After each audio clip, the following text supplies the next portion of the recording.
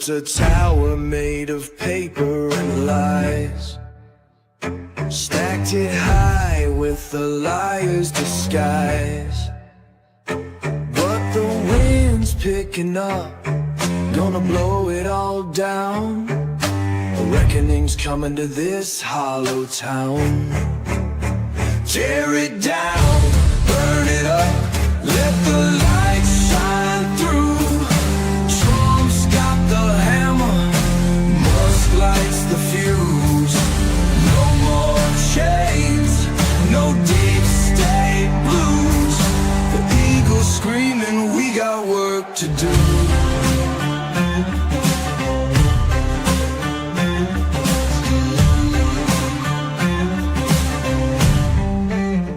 They sold our steel, they stole our land, turned the worker into a begging hand. But the wheels are turning, the fire's alive. We're taking back what's rightfully mine. Tear it down, burn it up, let the light shine through. Trump's got the hammer, Musk lights the fuse. No more chains, no deep state blues. The eagle's screaming, we got work to do. Ghosts of the past whisper through the trees. Swamp runs deep, but it's begging to freeze.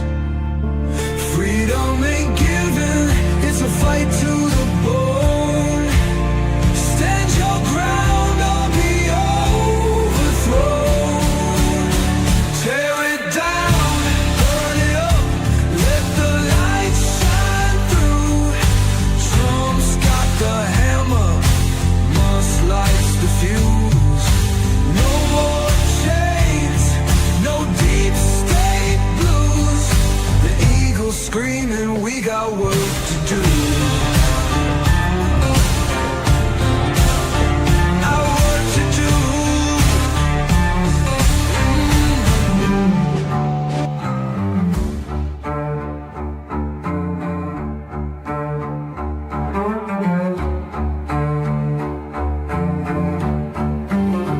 Ghosts of the past whisper through the trees.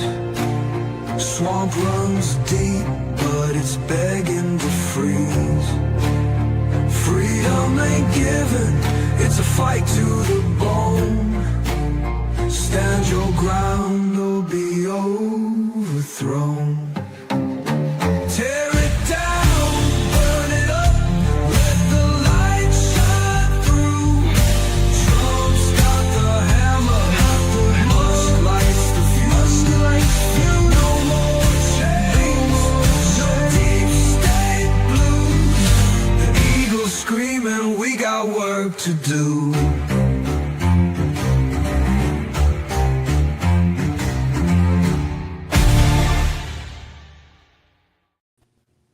Hey, everybody. Happy Friday. Happy Friday, everybody. What's going on, Jade? Yeah, it's just another winning day in America. I know, I'm telling you, man, there's so much friggin' winning going on. What's up, guys? How you doing, everybody? I don't know. I can't stand the winning. I I know. Please, Yeah. we can't take the winning. No, bring on the winning. I know. It's crazy, isn't it? Winning. It's like Never enough another winning. fire hose of news this week. Holy crap, man. We got a lot to talk about. I even got a couple in there that you hadn't got to You yet. did. You can read them if you want. Hey, yeah, Jeremiah. What's up, Bass? Hello, Pamela. Chris, what's up? Good to see you guys. Jimmy, my bro. What's up, man? Linda, how you doing? Do me a favor, hit that like button if you haven't already. Yeah, come on, slackers. Yeah, we got a lot to talk about today. There's Yeah, Chris. cool videos too. Chris Yeah, and the Eagles. servant. Yep, Eagles won. Chris says, what is it? Chris said the louder they scream, the closer we're getting to the target. Chris, we had a saying in the Air Force is that when you start taking flak, it means you're over the target. I hope this admin will clean everything up. Yeah, it's true. Let's see what we got. You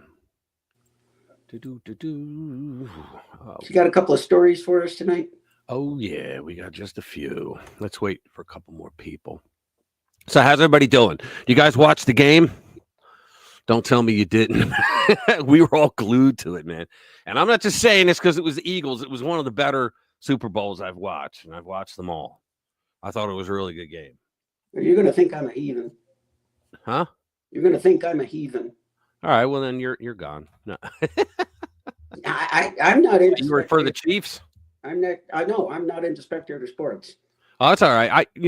I used to watch baseball when I was a kid, and then I realized it was boring AF to me anyway. And I was a Flyers fan for the longest time, and Eagles always, until they did that kneeling thing. Hey, what's up, Chris? Chris, have you started your channel yet? Like, are you doing videos? Let's see. I did 8 years in the Air Force myself, Doc. Oh, Yeah, cool. Cool. Did you hear that? Chris is talking to you. Yep. Did 8 years. I see that. Nice.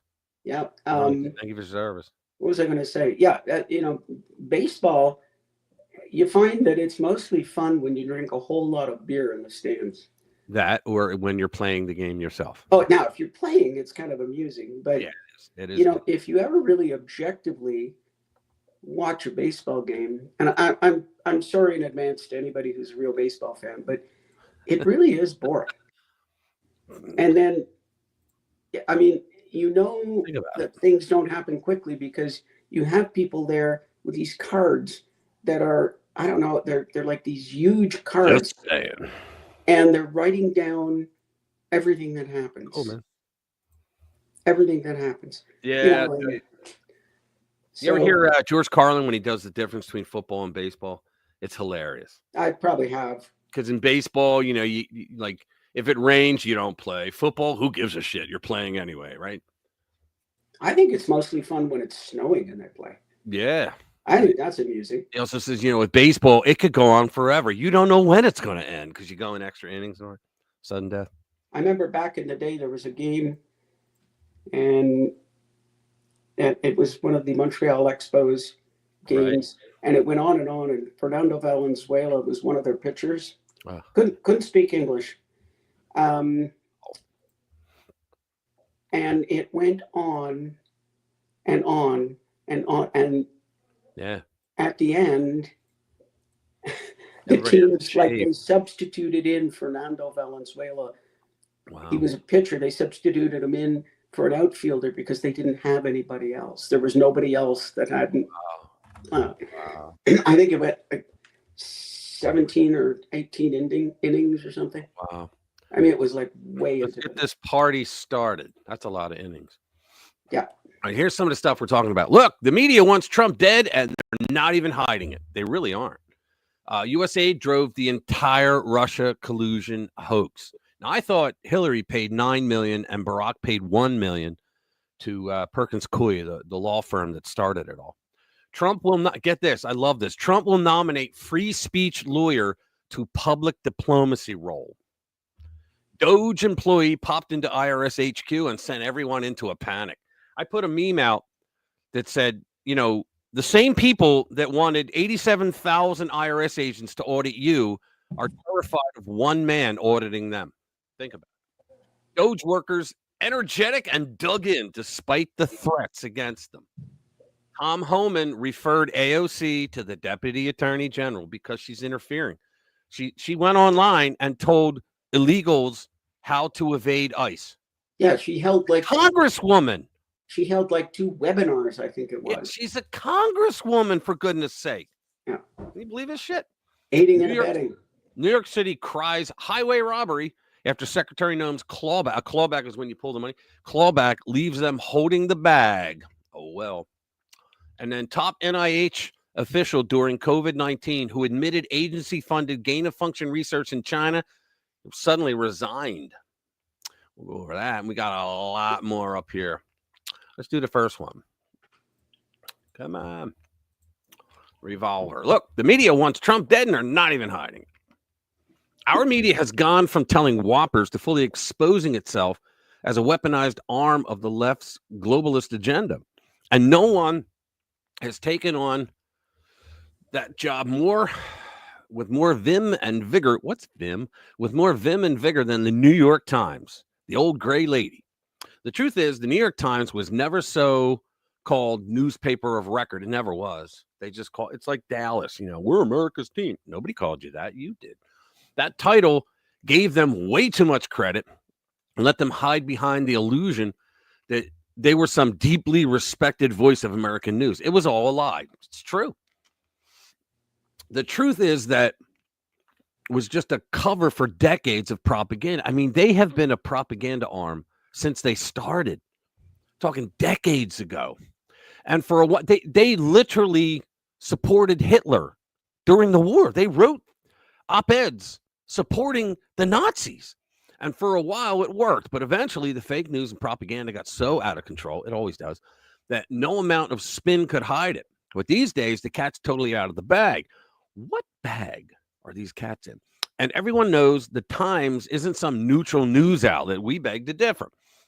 They've been outed as the most powerful arm of the left-wing regime, and it appears that they'll do whatever it takes to take down President Trump and his America First movement, even if that means threatening him. I don't think any of it's going to work anymore. No, it's not going to work, but the Times is just the advertising arm of the DNC. Right. Well, you know what? I heard Rush one time went on, and he said that it was between the New York Times, the Washington Post, the LA Times, and I think the Boston, something in Boston. I don't know. But Boston Herald, the Boston Herald. Probably that's the lefty up there. But he talked about how if the deep state wanted certain, there were certain things they wanted done, that was the paper to go to, and they had it all down. And it's because Operation Mockingbird, they knew which CIA assets were inside which network, right? So that's exactly what people were buzzing about after the recent New York Times article dropped, one that seemed to openly threaten Trump over his so-called trans agenda. And the timing couldn't be worse. Just last month, at the end of January, a trans man attempted to assassinate a prominent member of Trump's cabinet. So now people are asking the question, is the New York Times, the so-called newspaper of record, trying to get Trump killed? This is the article on the January assassination attempt. Notice the one thing they leave out about the would-be assassin. Yeah, in other words, we don't have to read it. In other words, they don't mention these trans. You probably figured it out, but what they won't tell you is that Ryan is a man pretending to be a woman. Now, for all the overlords at YouTube, we're just reading the news, okay? We're not making any judgments here. You probably figured it out, but they won't tell you he's a woman. So it says Ryan Michael English, a man pretending to be a woman, was arrested at the U.S. Capitol for allegedly attempting to kill United States Secretary of Treasury Scott Bessent. You know, what kills me, sidebar for a second, this fucking judge is telling Trump that his own Secretary of the Treasury is not allowed to look at Treasury data. And everybody goes, he's got to listen to the judge. I got one out there that's like 5 times. I wrote it, but I didn't publish it yet. It's like there's 5 well-known times that Democrats did not listen to the courts. They just went, yeah. I mean, Biden was like 4 of the 5. Think about it. He bragged, the Supreme Court told me that I can't continue to forgive student loan debt. Well, that's not going to stop me, basically giving the double barrel to the Supreme Court. And yet these bastards are saying that Trump should listen to a court order that violates the separation of powers, where the judge had no right to tell the executive branch how to run. Yeah, I mean, he's a circuit court drug. Yeah, and he has absolutely no authority to tell the Secretary of the Treasury, you can't look at your own data. And then we got another story we're going to read tonight, because they keep saying nobody elected Elon, right? Well, Elon has the highest security clearances you can have, but he already had them. Think about it. He sends rockets into space. He's going to be going to the space station. Of course he's going to have those security levels. Of course he's going to. I mean, how freaking stupid do you have to be to not realize? Hey, Tessa, haven't seen you in a while. How you doing, girl? What's up, Lou? Liberal stupid. That's how stupid. Oh, your mobile. Okay. Wait a minute. What? Play my AI. Which? Oh, the one you sent me? Yeah, I should. I'll see if I can hook it up because it's not that easy just to do it from a clip from here. Yeah, But Rich, yeah, liberal stupid. Liberal stupid. That's how stupid you got to be. yeah, I know. That's exactly right.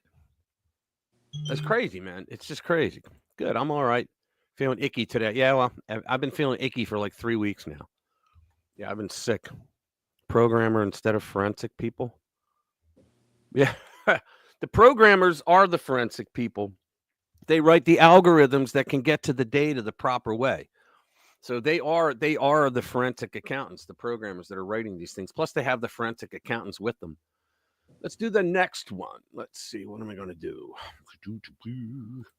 Let's get back. Yeah, pretty much all the news is, well, the Democrats are shocked, and then they are screaming at Trump for doing what he's allowed to do. Here we go. U.S. aid drove the Russian collusion hoax. Now you know why they shut it down, right? And they go, Trump shouldn't shoot it down because they did that.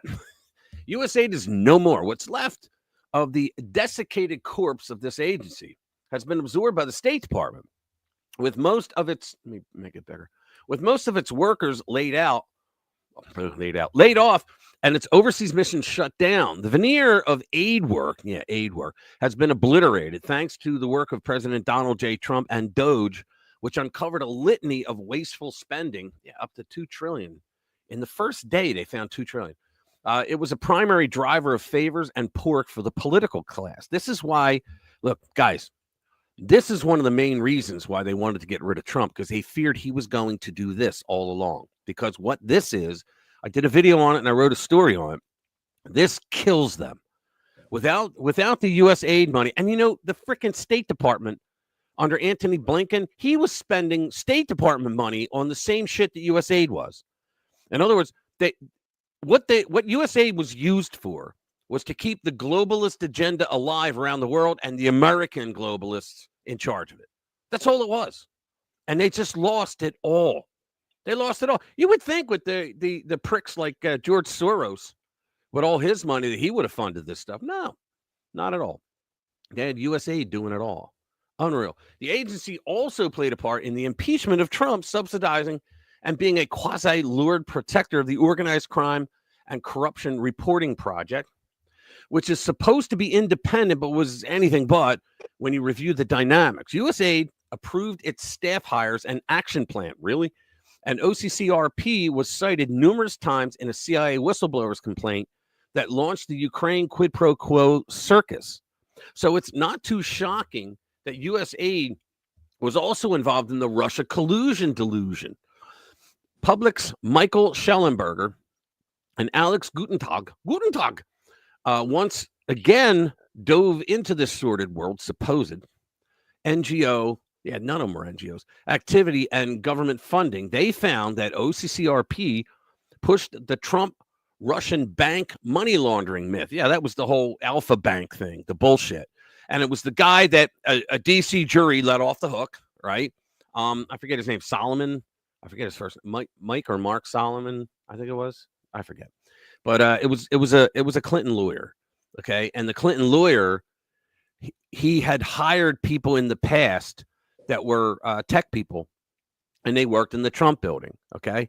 Well, he didn't hire them to do that. They worked in the Trump building on their phone systems. And so he found out who they were. He hired them to go in and put phony data, like they fat-fingered data into the systems to make it look like that the Trump Tower was talking to the Russian Alpha Bank.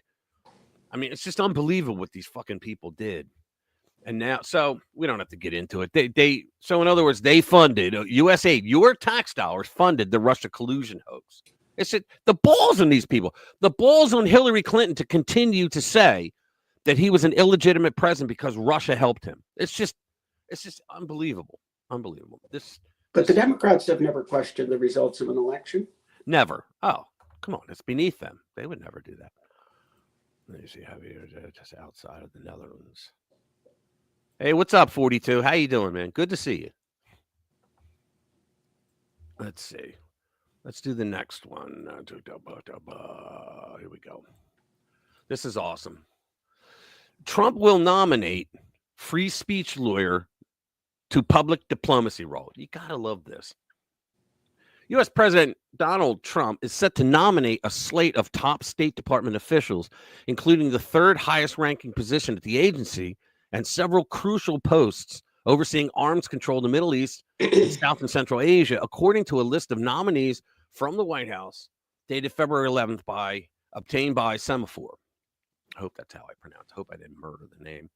The nominations include a New York lawyer, Sarah Rogers, who has defended the National Rifle Association on free speech grounds and litigated against content moderation. Let's make it bigger.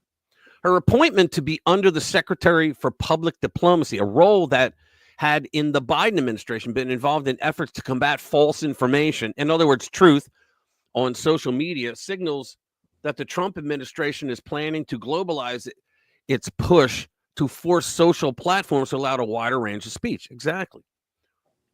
More speech is better for everybody involved. If you can always have an asshole go on to social media and say some pretty stupid things, but then you got a bunch of other people that are going to knock that idea out. You could have a guy on social, this is just common sense, guys. You could have a guy on social media say something that makes sense, but then somebody else comes along and says, you know what, that's pretty good, but this is even better. When you quash free speech, you only get one side of the story. We all know that. And thank God Trump got in. Rogers will replace Darren Beattie with those beady little eyes, an outspoken and divisive MAGA figure who is acting in the role. Beattie, who was never expected to take the role on a permanent basis, had courted controversy in the past for associating with extreme figures and espousing foreign policy views at odds with Secretary of State Marco Rubio's hawkishness. Rogers has no obvious foreign policy experience, but brings a similar point of view on key issues around speech and social media platforms. A partner at the New York litigation boutique Brewer, Rogers represented the National Rifle Association along with the ACLU in a winning appeal to the Supreme Court last March. She also represented the NRA against the New York State Attorney General, fat-ass Letitia, who was seeking to dissolve the organization, which the NRA, you know why they did that? Why do you think they did that, Jade? Why do you think Letitia James went after the NRA? They were a New York entity, and they went after him. Why? Well, I mean, besides the fact that anything they can do to harass and bother the Second Amendment community, if you will, right. or Second Amendment backers, Second Amendment, freedom-loving Second Amendment opposing Americans, legal gun owners, right? Anything they can do to go after people like that, right? But the big reason why that is true, they always trying to. The big reason why is because the NRA for the last 30, 40, 50 years has been one of the largest contributors to Republicans. Well, they put out Republican commercials that are just fantastic. They were always good at that. But I don't know. I would say the deepest reason is just the way they went out of their way to punish anybody who was MAGA, punish anybody who was Trump. They're punishing anybody who supports the 2A because they typically will be supportive of Trump. And even beyond that, there's another reason. If the Democrats changed their stance on the Second Amendment and decided that they were going to be pro-Second Amendment, then they would actually probably get a bunch of people switching over to them, although I don't know anymore if that's true because they've just gone so whack job, they're not going to have anybody. But back in the day, when actually about 50% of the time they made sense opening their mouth, they would actually play that, Jeremiah. I'm going to play the speech later. Go ahead. Yeah, they would actually have gained supporters. However, the problem is that disarming the populace is essential to their agenda. Yeah, but here's what happened. In reality, when did Letitia James start the lawsuit? It was around the time of COVID. Why? Because the election was coming up, 2022, and they wanted to shut down the largest campaign contributors to all Republicans, while at the same time they shut Small business is down throughout the country, but big business, their friends and donors like Amazon, right? Like Amazon, eBay, all those, they were making shit tons of money because you had to order now on Amazon because you couldn't go to the grocery store, right? You couldn't go to Walmart or because they were all shut down, right? So it was just a formula that they came up with. Go after the largest and most effective donor. The NRA was always known as the most effective donor to the Republicans, to the GOP. And at the same time, while they shut that money down and caused them to go into, legal up mode, right? So they could. So in other words, when you're being sued like that, you can't do commercials anymore, right? Yeah. No matter what kind of money you have, you can't do commercials. But they shut them down and took their money. They froze their assets. It was another commie move, right? And because they wanted to hurt not Trump. They wanted to hurt, your Republican congressman. Yeah, by not getting those commercials and not getting money donated. And plus it set the fear of the Lord into other donors that, hey, they'll do this because Letitia James came out and said it. She admitted it, that she's shutting down the GOP because of this. And at the same time, you had the big donors on the left, the Democrats, they were thriving and throwing shit tons of money at them. Yeah, So they were out to harass and and go after any Trump supporters, any Second Amendment supporters. But I guess what I'm getting at is you have to appreciate how essential the disarmament of the populace is to their socialist agenda. Yeah. They can't change that because they're communists, they're socialists. Oh yeah. That's so just how they are. They can't change that. It's actually essential to who they are. Right. Exactly. To their gaining of power. All right, let's do the next one. Say we got a few good ones. Yeah, here you go. What's going on? All right, let me share this one. Doge employee popped into the IRS headquarters and sent everyone into a panic. I can imagine. You should have Elon walk into every single one of these with the sink. That'll just send the message there. President Trump is on a roll. The man is a nonstop swamp draining machine. You know how many people are just thrilled that he's actually draining the swamp this time? Because in 2016, the majority of us. In 2016, he kept saying we're going to drain the swamp, but he couldn't because the swamp, he didn't understand the swamp. He does now, and he's kicking their ass. All right, this man is a nonstop swamp draining machine, and his tactics are coming so fast and furious, like a fire hose. I told you, are so fast and furious that the Dems, the Uniparty, and the propaganda media, they can't keep up. They really can't. We covered, it was this Revolver, yeah, great company. We covered Trump's amazing whirlwind in a recent piece that gives you a sneak peek into the why of his recent moves. Here you go.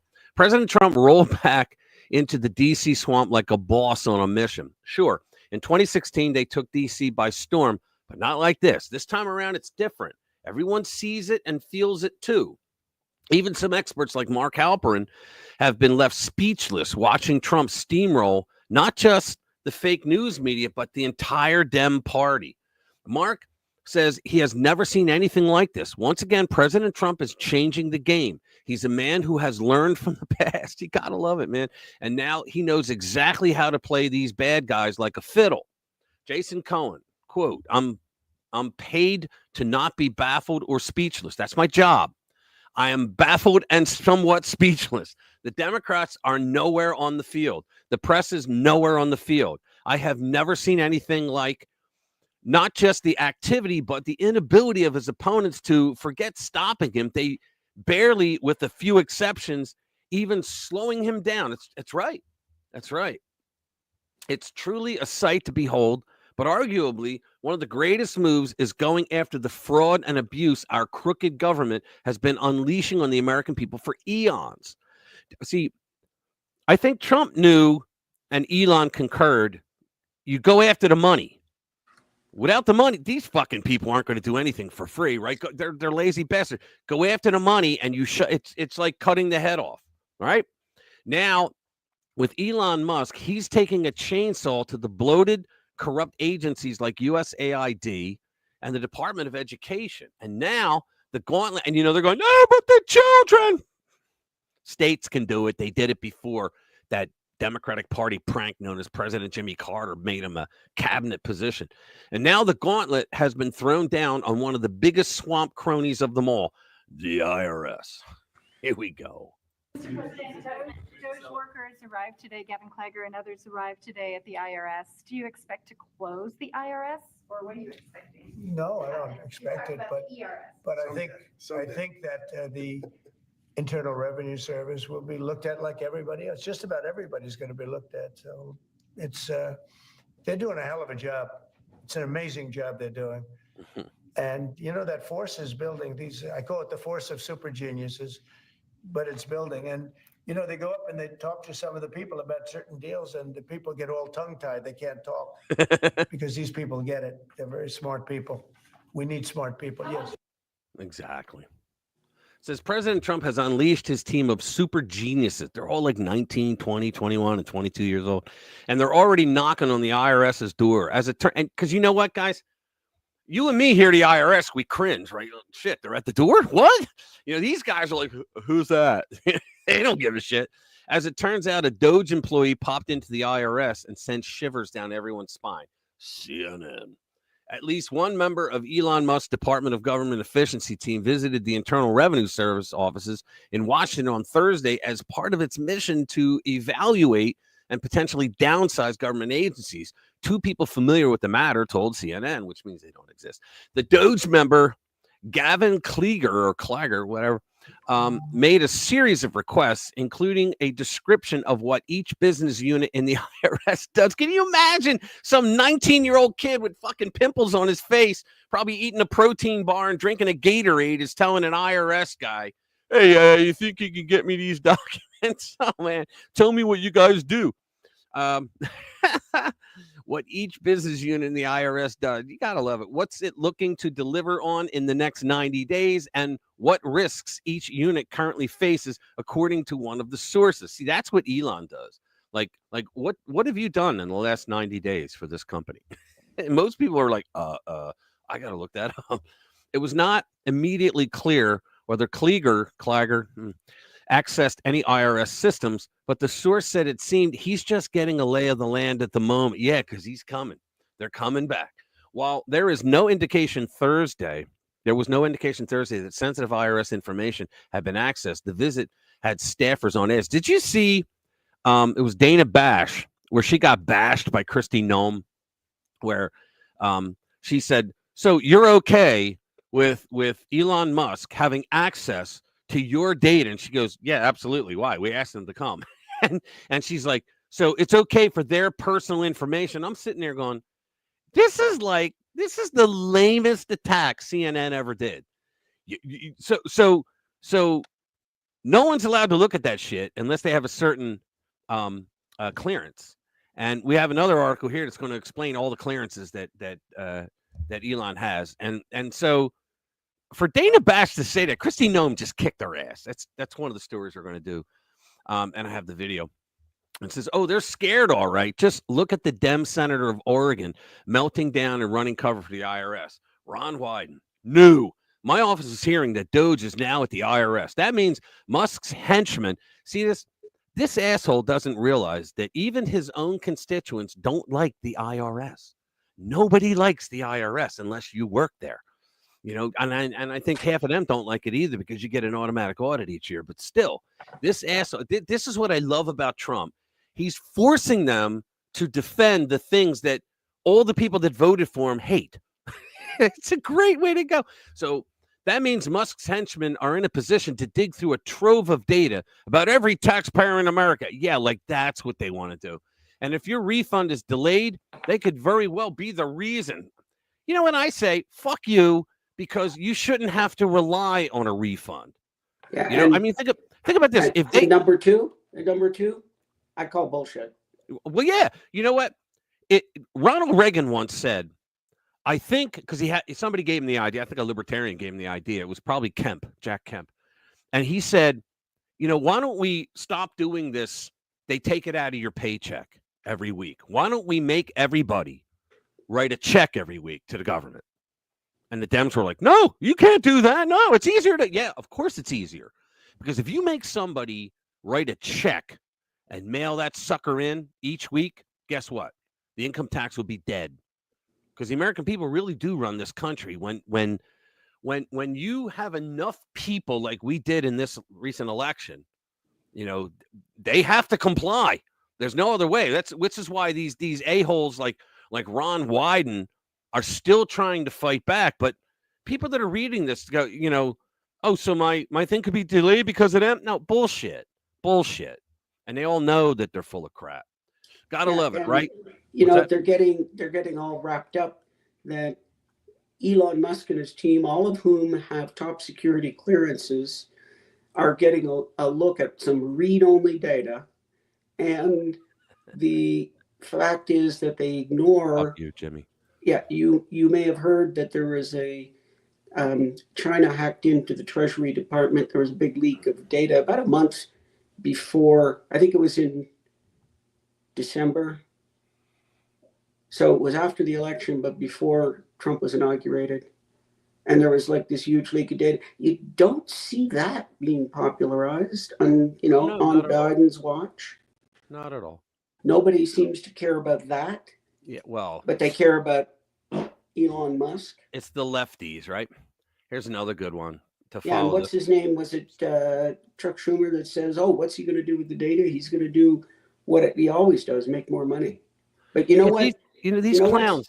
What's beautiful? You see the look on the lefties' faces, and they're thinking, it's been 3 weeks. We got 206 more. Yeah, I know. I mean, think about that. Like I said in one of my videos last week, I said it's been less than a month, and they're already losing everything. They're losing everything. We've got 3 weeks behind us. We got 206 more. Yay! It's crazy, man. It's crazy. But think about it. He had 4 years to think about this. There we go. America First report. Doge workers energetic and dug in despite the threats. Right.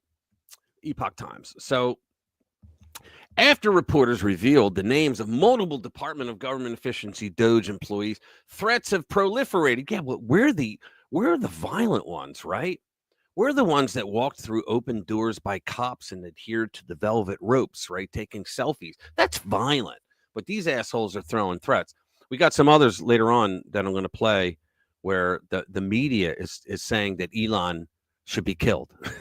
Threats have proliferated against them and the department's head, Elon Musk. Sources familiar with Doge staff described a mood of resilience among those working to fulfill President Donald Trump's pledge for government reform. He may have to get protection for them. Quote, the young Doge engineers seemed surprised and initially unprepared to be personally targeted by such animus. One source familiar with Doge's operations, speaking on the condition of anonymity, which means he doesn't exist, as they were unauthorized to speak to the media, told the Epoch Times, whatever. But they are energetic and dug in, even as Doge faces criticism from many congressional Democrats and is beset by lawsuits seeking to restrict its access to government data. That's another thing that gets me. These damn judges where they say, well, the president of the United States does not have the right to appoint someone to go into an executive branch agency. What? That's like saying, well, the owner of a baseball team does not have the right to tell the pitcher that he can have a ball and a glove. What the hell? Right? So even as the Doge faces congressional Democrats is beset by lawsuits seeking to restrict its access to government data, its early results, including billions in cuts identified to the Epoch Times by the White House, may just be the tip of the iceberg. Doge's aims to deliver $2 trillion in federal spending. I had some moron in the comments say it's $2 trillion. He needs to find $2 trillion because he wants to keep the tax cuts. I mean, these people don't come up with anything. They're just pathetic. So Doge aims to deliver $2 trillion in federal spending cuts during its 18-month lifespan. It ends in 2026 on the 200th anniversary. Gotta love it. On July 4th, 1776. So here we go. Doge saves more than $3.4 billion so far. 59 million demanded return federal emergency FEMA stuff. 9 million canceled 18 Department of Agriculture contracts. 110 million canceled 78 contracts across DEI, non-performing media, and consulting categories. That's 110 million. 30 million canceled 12 consulting contracts with General Services Administration and Department of Education. Look at all this shit. Holy man. Interesting. In the last sentence there, it says it ends in 2026 on the 200th anniversary of July 4th, 1776. I don't know. My math, I'm seeing a problem here. What's your problem? Move along. Move along. Nothing to see. Nothing to see. Got another one. Yeah, I think they left off a few numbers. Here we 250 years for everybody out there who has to take their shoes off to camp. This is awesome. Border czar Tom Homan referred AOC to the deputy attorney general because she's a fucking troublemaker. So AOC is helping illegal aliens evade ICE, and she might be in trouble. Border czar Tom Homan has referred her to the deputy attorney general. If it hits Pam Bondi, I'm telling you, catfight. She going to jail. The office of squad member Representative Alexandria Ocasio-Nina Pinta Santa Maria Cortez from New York hosted a live webinar on Wednesday advising migrants in her district about their right. They don't have rights if they come face to face with immigration and customs enforcement agents looking to deport them. The Know Your Rights with ICE virtual event was broadcast live on Ocasio-Cortez's Facebook page. You know, it's this kind of stuff, guys, that Republicans, that conservatives need to remind the voters of New York. Like think about it. They went after the mayor of New York, Eric Adams, right? They went after him because he gave a little bit of a backlash to Biden's illegals coming into New York, eating up all the resources, right? So they went after him, which Trump just dropped the charges on him because they were bogus, right? It was lawfare. And I think they're going after the U.S. attorney that did that too. Yeah, they are. And Kathy Hochul wants to fire Adams now. Right. So the fact of the matter is, think about this.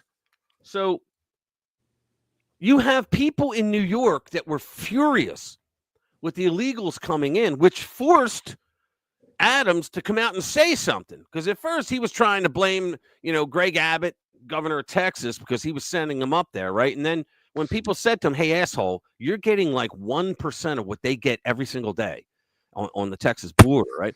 So then he realized he was losing that argument. So he finally came out and said, stop sending them, right? So it turns out when we could like whatever Republicans are running against her or in nearby districts, they should just put up ads, right? In the midterms coming up saying, look, these are the Democrats in New York who are fighting ICE, getting the illegals out, who are murdering your people, who are eating up your resources, right? Who are not supposed to be here, yet this is why you're paying your representative that's supposed to represent you. That's the best thing that they could do. Because that hits home with the constituents. The Know Your Rights with ICE virtual event was broadcast live on Ocasio-Cortez's Facebook page, where migrant viewers were informed of how to deal with ICE search requests if officers come calling to their homes or places of work. Migrants were also, don't let them in. Yeah, that'll work, right? Migrants were also warned of ruses they allege ICE agents employ to get people to comply with searches, while the hosts also touted trends in how ICE conducts its searches, which have ramped up in recent weeks under the Trump administration. Exactly. Here we go. This is great. But Tom, you got AOC out there, Alexandria Ocasio-Cortez, Congresswoman, putting out a webinar, doing a webinar to help illegals avoid, I guess, apprehension, giving tips about how to continue to remain in the country and ultimately game the system. And I sent an email today to the Deputy Attorney General. At what level is that impediment? Is that impediment? I'm not an attorney. I'm not a prosecutor. Is that impediment? Is that impeding our law enforcement efforts? If so, what are we going to do about it? Is she crossing the line? So I'm working with the Department of Justice and finding out where is that line that they cross. So maybe AOC is going to be in trouble now, but I need the AOG to opine on that. But because Impediment is impediment, in my opinion. I'm not a prosecutor, but we need some further guidance on that. But again, if we have to take every federal dollar out of the city, we'll do it. I mean, we're done. This is anymore. Awesome. That's You awesome. know, I have advice. I could give them a webinar. I have absolute advice on how they can avoid 100%, I guarantee it, 100% you can avoid being picked up by ICE. You know what? You go back home. Yeah, exactly. 100% you will not be picked up by ICE. Oh yeah, you just go home. Hey Sheila, how you doing, girl? Good to see you. Oh yeah, happy Valentine's Day, everybody. Yeah, Jasmine Crockett, officially the dumbest lawmaker on the Hill. Yeah, I don't know. they're always in battle with AOC for the dumbest. Yeah, I don't know. She's got a lot of competition for that spot. Yeah, dumbest member of Congress. She got a lot of competition. Yeah, I mean, but she's right in the running. Right. Highway robbery. We can get in trouble actually if we. I'll just read the headline. Top NIH official during COVID-19 who admitted that the agency funded gain-of-function research in China. All right, but we're not supposed to talk about that. So let's go to. For our YouTube overlords. Yeah. This is a podcast that has nothing to do with medicine, nothing to do with. Not at all. Nothing to do with any disease. Nothing. I can say I am not a doctor. Yeah, there you go. And all right, so okay, let's do this one. Doctor, Jay brought this one up, and this is pretty awesome. Ready? Oh, HR. This is Mike Lee. Senator Mike Lee put this up. HR 1238 to authorize the President of the United States to issue letters of marque and reprisal with respect to acts of aggression against the United States by a member of a cartel or a member of a cartel-linked organization or any conspirator associated with a cartel and for other purposes. I think this is the beginning of a war on the cartels. I do. Oh, yeah. I think it is. And the Dems are going to have a field day with that. Oh, man, I can see the smoke coming out off of their collective minds. But it's going to be crazy. Just in case there's anybody who's got a doubt about what this is, letters of marque were issued by the British government to privateers, right? Allowing them under the King's good graces to attack and immobilize enemy vessels. And in fact, there's apparently, and I'm not an expert. Hey, Bobby, how you doing, brother? Talk to a lawyer. I'm not an expert, but there's precedents for this in the United States into the 1900s. Oh, yeah? Yeah. Wow. So nice. I don't know that this is going to go anywhere, but basically, this is certain individuals. So with quotes, certain individuals would be given letters of marque that, and I mean, they're precedent for this. We've got private security firms. We've got bounty hunters. We've got all kinds of people that are authorized to go and get bad people. Mm-hmm. Oh, yeah. So absolutely, you would be authorized by this letter of marque to go after a cartel member and to use whatever force was necessary. Yes, Jeremiah. I would say yes. Briefly, yes. Yes. In brief, yeah. We'll let the lawyers work it out. Here's one. Here's the other one that you have, the Canadian one. We're going to go over that. Yeah. So this is by the AP. Did you guys hear like what's going on with the AP right now? They just filed. They are whining so bad because Trump administration has denied them access to the pressers. And they go, this is a violation of the First Amendment. No, it isn't. There's all kinds of media people inside. Just not the AP, because the AP lies. And see, I don't know if a lot of people know this, but the AP and Reuters, but especially the AP, but AP and Reuters are the two news if you call them, the two news organizations that they write the story first, and everybody after that plagiarizes, but changes the words around so it doesn't fit the definition. So that's how everybody gets the same story, because they and the AP and Reuters do this intentionally, right? They're the first, and in most cases, and then everybody else follows them, and that's how the news gets spread out. And so The Trump administration is saying, look, if the AP starts the lie and then the rest of the country, the news outlets go with that same lie, then we cut the head off because we're not about them lying about us, right? So this here.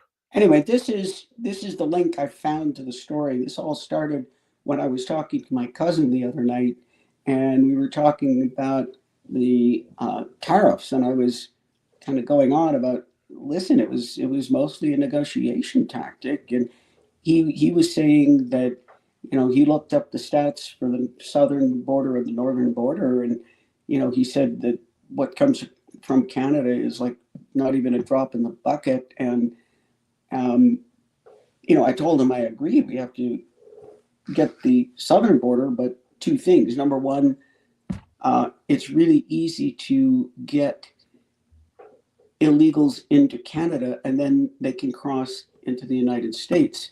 Right. And I knew there was some fentanyl, but let's just go ahead. Let me do this for you, Rich. Go ahead. You want to read this one? So, yeah, Vancouver, British Columbia. Canadian police dismantled what they said Thursday is the largest, most sophisticated illicit drug, quotes, super lab in the country. The Royal Canadian Mounted Police, yeah. Yeah, the Royal Canadian Mounted Police, yeah. Believed organized crime ran the oh yeah, like really we're surprised. Organized crime ran the operation where there was mass production and distribution of fentanyl and methamphetamine across Canada and internationally. Officers served warrants last week on the drug lab in Falkland, British Columbia, and associated locations in Surrey in Metro Vancouver. Police said they seized 54 kilograms of fentanyl, quotes, massive amounts of precursor chemicals, 390 kilograms of methamphetamine, and smaller amounts of cocaine, MDMA, and cannabis. They also found a total of 89 firearms, blah, blah, blah, blah, blah. Does anybody or everybody have an idea of what 54 kilograms of fentanyl represents? Over 10 million dead Americans. Potentially. Yes. Yeah, that is like a freaking... Yep. Oh, it makes Breaking Bad look like a nursery rhyme. Which was one of my favorite shows of all time. So, yeah, 54 or 59? 54 kilograms of fentanyl. 54 kilograms. Yeah. I mean, that is a... And the precursor stuff, which helps them build it in Mexico. To give you an indication, if you took a number 2 pencil, and for all of you whiz kids that have been growing up on computer, you may not know what a number 2 pencil is, but imagine it. A sharpened number 2 pencil, and you dipped it in the fentanyl, and you had just what stayed on the lead portion of that pencil, a little kind of line of it on the top of the lead of the pencil. That is enough to kill somebody about 3 times over. Oh, yeah. Tessa, Trump has already said he's not with the WEF or the WHO. He doesn't like the WEF, which he shouldn't anyway. They're the ones and that he's are already the Great withdrawn us Reset. from the WHO. What's that? He's already withdrawn us from the WHO. Yeah. But he doesn't like the WEF either because they are the antithesis to American freedom. That's that. Can we call Trump anti-FDR? Why? Isn't he pretty much doing everything like whatever the New Deal deals were, he's dismantling it? No, I would say no, because a lot of those programs, in fact, the majority of them already went out with the bathwater. It's Social Security is still there. He's not going to get rid of Social Security. I think people, I mean, hey, listen, you worked all your life and you contributed. That's not charity. That's not what? Charity. You worked all your life and you contributed. That is not charity. Right. But it's also not constitutional. That's my argument. They don't. The federal government did not have the authority to do that. Oh, didn't they get congressional authority? Didn't he get congressional approval? Yeah, I am. No, he never did. Well, it doesn't matter. See, here's the thing. The 18 powers that are in the enumerated powers, Article 1, Section 8, tell the Congress, the federal government, if you will, these are the powers you have. They never said you have the powers to create a Ponzi scheme and call it Social Security. Now, I understand why Social Security was created, because elderly people, people had 7, 8, 9, 10 kids. And when they got of the age that they were going, it happened to my parents, when they got with their parents, when they got of the age where they couldn't work anymore, you had to shuffle the parents around to live with each kid throughout the year. And there was no dignity in it whatsoever. And then, in fact, my grandfather had to sue the rest of his brothers and sisters to help, because they didn't want to take him in. And he had his father for like 3 years already. And they didn't want to take him in. So he had to sue them for money, because he had 7 of his own kids to feed, right? And so Social Security, I understand the concept. It came along and it helped people, and it wasn't supposed to ever pay. It was supposed to supplement whatever you had saved, all right? Or if you still worked a job. But see, the problem is they could have gone and gotten an amendment for it, because it is a power, right? But according to the 10th Amendment and the Constitution, that since it wasn't listed in the enumerated powers, it belonged to the states and the people respectively. So they could have done an amendment. They did. They could still get congressional approval for that without getting an amendment. No, they can't. How? Okay, you tell me this. Where does the Congress get the power to give an approval? I mean, from the enumerated powers. The Congress creates, the Congress creates laws. Yeah, but they have to be constitutional. As long as the laws are not unconstitutional. And let me say this: they're unconstitutional if they're not within the realm of the enumerated powers. That is the law, even to this day. Now, they've been screwing it up for close to 200 years, so nobody wants to. It's like the whole anchor baby thing. You know, people believed it was true for all these years, so now they believe, well, yeah, Christ, you got to go around the 14th Amendment, not realizing that all you got to do is enforce the 14th Amendment, because the wording in there is quite simple, right? Same thing with the enumerated powers. I always tell people, like, well, Congress has the power. No, they do not. Congress does not have the power to pass any law at once. They've just been doing it for so long that nobody's complained. In fact, you got a lot of morons on the bench that would argue, oh, you can't do that. Congress has the right to do it. No, they do not. It's written right in the Constitution. That's what Article 1, Section 8 is. That's what it's all about. It says these are the powers of Congress. And then to add to it is any amendment. So the amendments and see, they screw that up with the supremacy clause as well. They go, well, you know, the federal government, their power is more. No, it isn't. The supremacy clause is only for the enumerated powers. Yes and no. It is supreme in the areas in which it has authority. No, it's supreme for whatever is in the enumerated powers. The reason why the founders put it in there. See, I read a book once, real thick book, and it was on the notes that were taken during the delegates of several of the colonies and in Independence Hall. And when they argued this, they said, look, we don't want, we're telling the states, if you join this union, here are 18 powers you're giving up. And if you read those powers are basically to handle nationhood.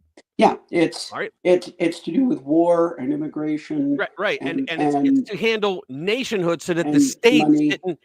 Yeah. So that the states didn't have to argue over it themselves. And so they said, look, if you enter this union, then you give up these 18 powers. Okay. Yeah, so the supremacy comes when a law is created within the enumerated powers. So Obamacare, if a state wanted to create its own Obamacare, guess what? According to the Constitution, they can. Why? Because there's no supremacy. Because I looked, and I don't see Obamacare or the right of the federal government to create an insurance policy in the enumerated powers. Now, that's the way it really is supposed to work, but I'm not delusional in thinking that they're ever going to go back to that, because too many people are making too much money, and I'm talking in government, to want to change that. But that's the way it's supposed to run. Yeah, but they use weasel words to get around it. Yeah, but I really think Trump is going to destroy all of that. Yeah. And But that's what I was getting at when I said earlier that, yes, the federal law is supreme in the areas in which it has the authority set forth by the Constitution. The hell does that mean, Streaky? Fuck you, globalists. Is that how they spell it over there? We want love with Russia. What? All right. But yeah, that's what I meant. In the areas in which it has authority, yes. And there is no authority with Social Security. Do you understand? Federal law reigns supreme in those areas. Right. In other words, the founders, what they argued back and forth was they said, look, if you join this union, you give up these 18 powers, and we don't want states to come back and create their own laws to supersede our authority.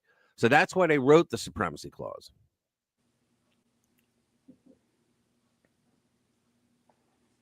All right, let's get to another one. Let me see what I'm going to pull up. Got another one there? Yeah, oh yeah, we got plenty. Let me see. Did I do all the ones straight down the middle? Trump will free speech. Doge, yeah, Doge worker. Tom Honan, yes.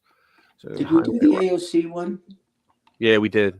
We did the AOC one. Oh yeah, yeah. I don't know. Did we do the New York City one there? No, we're doing this one now. Yeah. New York City cries highway robbery after Secretary Noem's clawback leaves them holding the bag. Clawback is when you pull the money out. New York City officials are accusing Homeland Security Secretary Kristi Noem of highway robbery after she ordered an illegal payment of $59 million targeted for illegal immigrant housing in posh hotels clawed back. Disclaimer: this article is from Politico, so it is quite possibly funded by funds of some government. You gotta fucking love that. You gotta love Red State for doing that, because U.S. aid paid $34 million to Politico. So they're just, you know, that's what they're doing. Top New York City officials are hitting back against the seizure of $80 million in funding from the federal emergency from FEMA, with city comptroller and mayoral candidate Brad Lander blasting the revocation as illegal. No, it's not illegal. It's called impoundment. President Trump and his crony Elon Musk illegally executed a revocation of $80 million in congressionally appropriated FEMA funding. Guess what? The president of the United States does not he has a ceiling. He doesn't have a floor.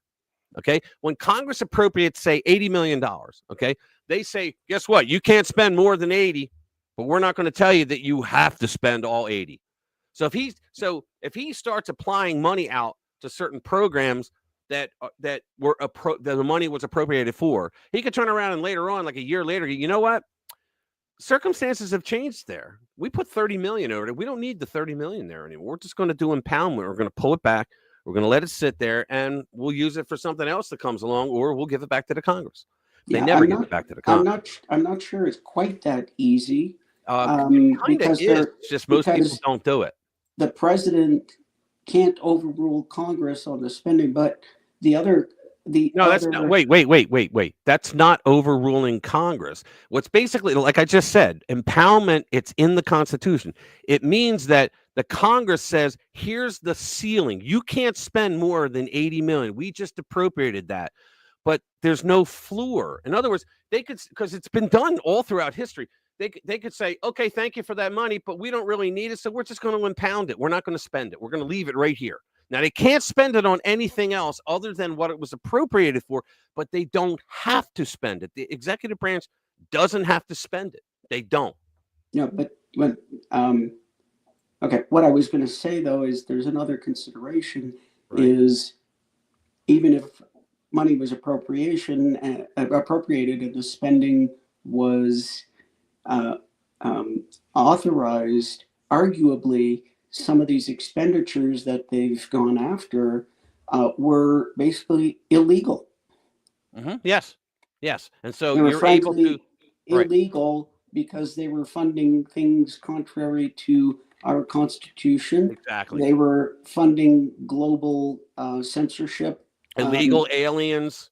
They were funding illegal aliens. Right. So in that case, you cannot authorize expenditures for impoundment is a legal action, so that the president says, I'm not going to spend this money that you appropriated. So he can't just not spend the money and not tell the Congress that he's not doing it. He has to tell them, and he does it through the use of impoundment. And that's all that's going on. Like the left thought, oh, wow, like we never heard of that, because Democrats spend every damn thing that you give them, and then they want more. Show us your grr face, Pam. Let's do another one. Let's see. While we're out of there, let's do. Here we go. From the Epoch Times. 14 states file lawsuit against Trump Doge over Musk's authority. The state attorneys general alleged that Musk's sweeping authority over federal government is unconstitutional. Not at all. The president was duly elected. He gets to appoint someone to a department when the guy's not taking a salary. Neither is he. Neither one of these two guys are taking a salary. They're just trying to help people in the United States. Attorneys general from 14 blue states filed a lawsuit on Thursday against the Department of Government Efficiency, its head Elon Musk, and President Donald Trump, challenging the administration's delegation of authority to Musk.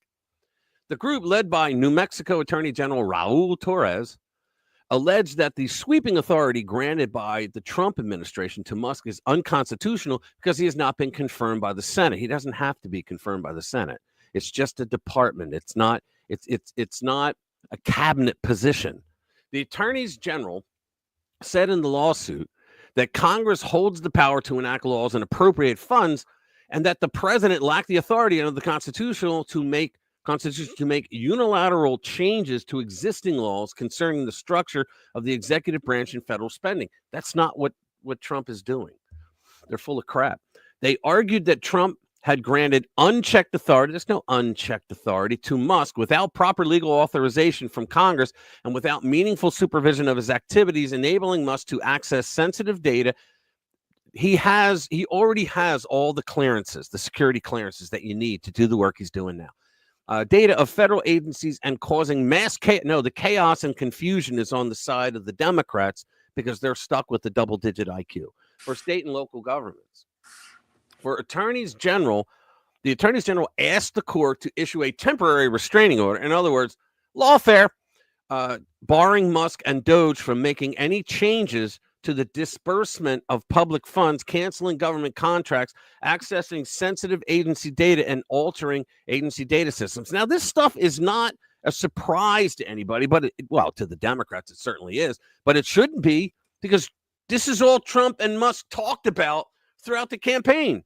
Think about it. When Musk joined the campaign, okay, he talked about this is what he's going to do. So did Trump. We're going to drain the swamp. We're going to get rid of the fraud, the abuse. He talked about it. It's not like he kept it secret from anybody. Well, you know why it's a surprise to Democrats. Yeah, when's the last time a Democrat came in to power and did what they said what they were going to do? There you go. They also requested that the court order Musk to disclose how any data obtained through unlawful agency access was used. There's no unlawful agency access. He has the lawful authority of the president of the United States, and destroy any copies or derivative data from such. See, they threw that in there. We don't want him to destroy data. Oh, you mean the way that the January 6th committee did, where they deleted all that digital data, over a terabyte of digital data? They wanted that kind of thing? They want him to get rid of all this so that what he's found is already exposed $100 billion in fraud, waste, and abuse. $2 trillion. He's up to $2 trillion. Is he now up to $2 trillion? On day one, they were up to $2 trillion. He came out and said that, I forget what department it was, but he came out and said that there was $875 million on one thing and 1.2 or 1.3 on a second thing. They found two things. He said that's $2 trillion. Now, think about this. We spend $7 trillion a year now. So now we're down to $5 trillion.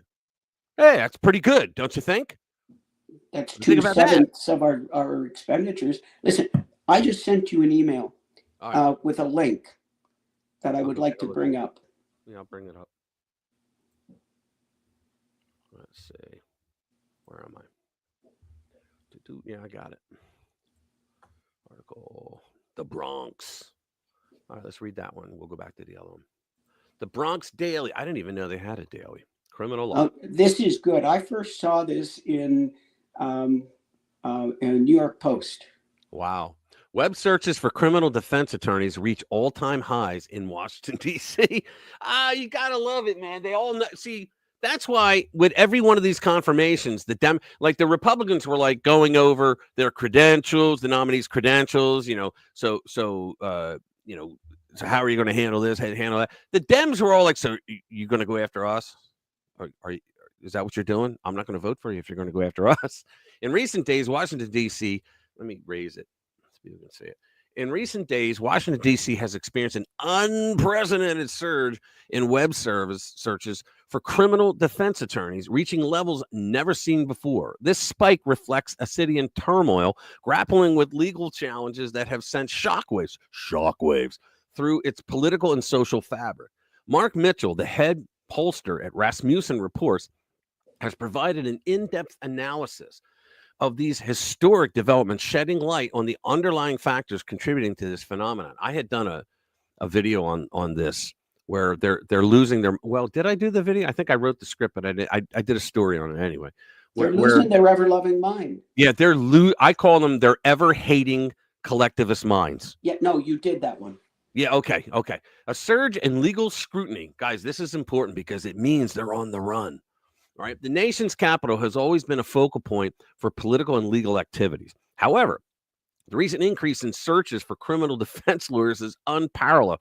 I think Trump should have put every damn defense attorney in D.C. on retainer. That way they couldn't get a lawyer, and he has the money to do it. According to data, search results for defense attorneys are approximately 5 times higher in Washington, D.C. than anywhere else in the country. This surge coincides with a series of high-profile legal proceedings involving prominent political figures. Notably, Tom Blanche, former personal attorney to Donald Trump, recently defended him during a Senate confirmation hearing, denouncing the criminal charges against Trump as partisan lawfare. Blanche emphasized that political considerations would not influence his actions at the Justice Department, aiming to assure impartiality in his decisions. Political turmoil and legal repercussions. Here we go. The intertwining of politics and law in D.C. has reached a fever pitch. Emil Bove, a former federal prosecutor who revitalized his career by defending President Trump, has been making significant changes as the acting deputy attorney general at the Justice Department. Bove's assertive approach has been both lauded and criticized, reflecting the deep divisions within the political landscape. These developments have not only heightened public interest, but have also led to increased legal scrutiny of political actions. The demand for criminal defense attorneys in the Capitol is a testament to the escalating legal challenges faced by individuals within the political sphere. Let's go down to something good. The role of criminal defense attorneys. As legal challenges mount, the role of criminal defense attorneys in D.C. has become increasingly critical. The city boasts a plethora of experienced legal professionals adept in navigating complex legal landscapes. For instance, super lawyers, they got a big L on their shirt, lists 89 top-rated criminal defense attorneys in D.C., each with comprehensive profiles detailing their education, bar membership, and areas of expertise. Wow. Public perception, who cares? Looking ahead. Yeah. Yeah, and that's the gist of it. That's, Yeah, the Dems are on the run. That's how I take it. Well, there's 2 types of Democrats right now. There's the ones that are seeing the light, and like Tulsi Gabbard was one of the first ones. They're seeing the light. They're kind of peeling off. Yeah. Okay. And there's been a bunch of those. And yeah, where was it? There was a mayor of some big city in Texas, some big liberal city in Texas. Houston, Austin. I can't remember, but switched There's so many. Democrat to Republican. So that's the first layer. And then the second layer, I think, is all these people who are crapping themselves silly, realizing that they've been on the wrong of this. And then you got that core that are just doubling down. Oh, yeah. You got that core that you cannot shake them. We are right. And even I see some of the things out of the some very liberal media, and they're saying, I can't remember whether it was Stephen A. Smith said this or. You talking about Greg Abbott? He's the governor. Yeah, Greg Abbott, he's the governor. It's not him. It was a mayor. But, they're saying that the Democrats have been on the 20% side of every 80-20 issue. Yeah. And forever now. It's just unbelievable what they're doing. And who's that? Carville. You ever listen to James Carville? Oh, yeah, of course. Yeah. And the Raging Cajun. He is ripping the Democrats a new one. It's amazing. He's married to Mary Madeline. Do you know that? Mary Madeline was a very, very popular conservative pundit back in the day of the Clintons, and the two of them met because she was working on the Republican campaign and he was working on the Clinton campaign. How does that work? And they met and they hit it off. They fell in love and they got married. How does that work? Yeah, and she got accused of pillow talk. And she would never do that. Tell her husband what the Republicans were planning. There's just no way. There's no way. I was really into her because she was very good. Okay. So they're accusing this Republican pundit of pillow talk, and in the meantime, you've got Eric Swalwell sleeping with a documented Chinese spy, Fang or whatever her name was. Yeah, Fang. And you had Dianne Franken-Feinstein, who had her driver was a Chinese spy of 20 years on her staff. Yeah, it's just amazing. You can't make this shit up. Here's okay.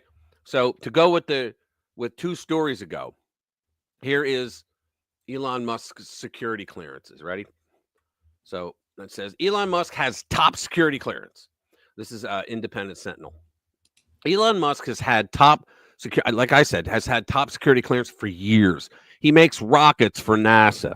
Congressman Green mentions it at the end of the clip. He also makes the point that young people serve their country. Demonizing youth is absurd. It should be noted that the young people working, because he's talking about the Doge people, that the young people working with Elon have IQs from the 160s to the 180s. They are our heroes. Elon's team does not have access to individuals' data or social security numbers. That's just a scare tactic by the slime buckets at the Democratic Party. That is a lie, which is also mentioned in the clip below. The 4-minute video on U.S. aid goes fast and is worth watching. Let's just watch this. Let's see, share this tab. Where's the volume? Hold on. Start it over. Was fire.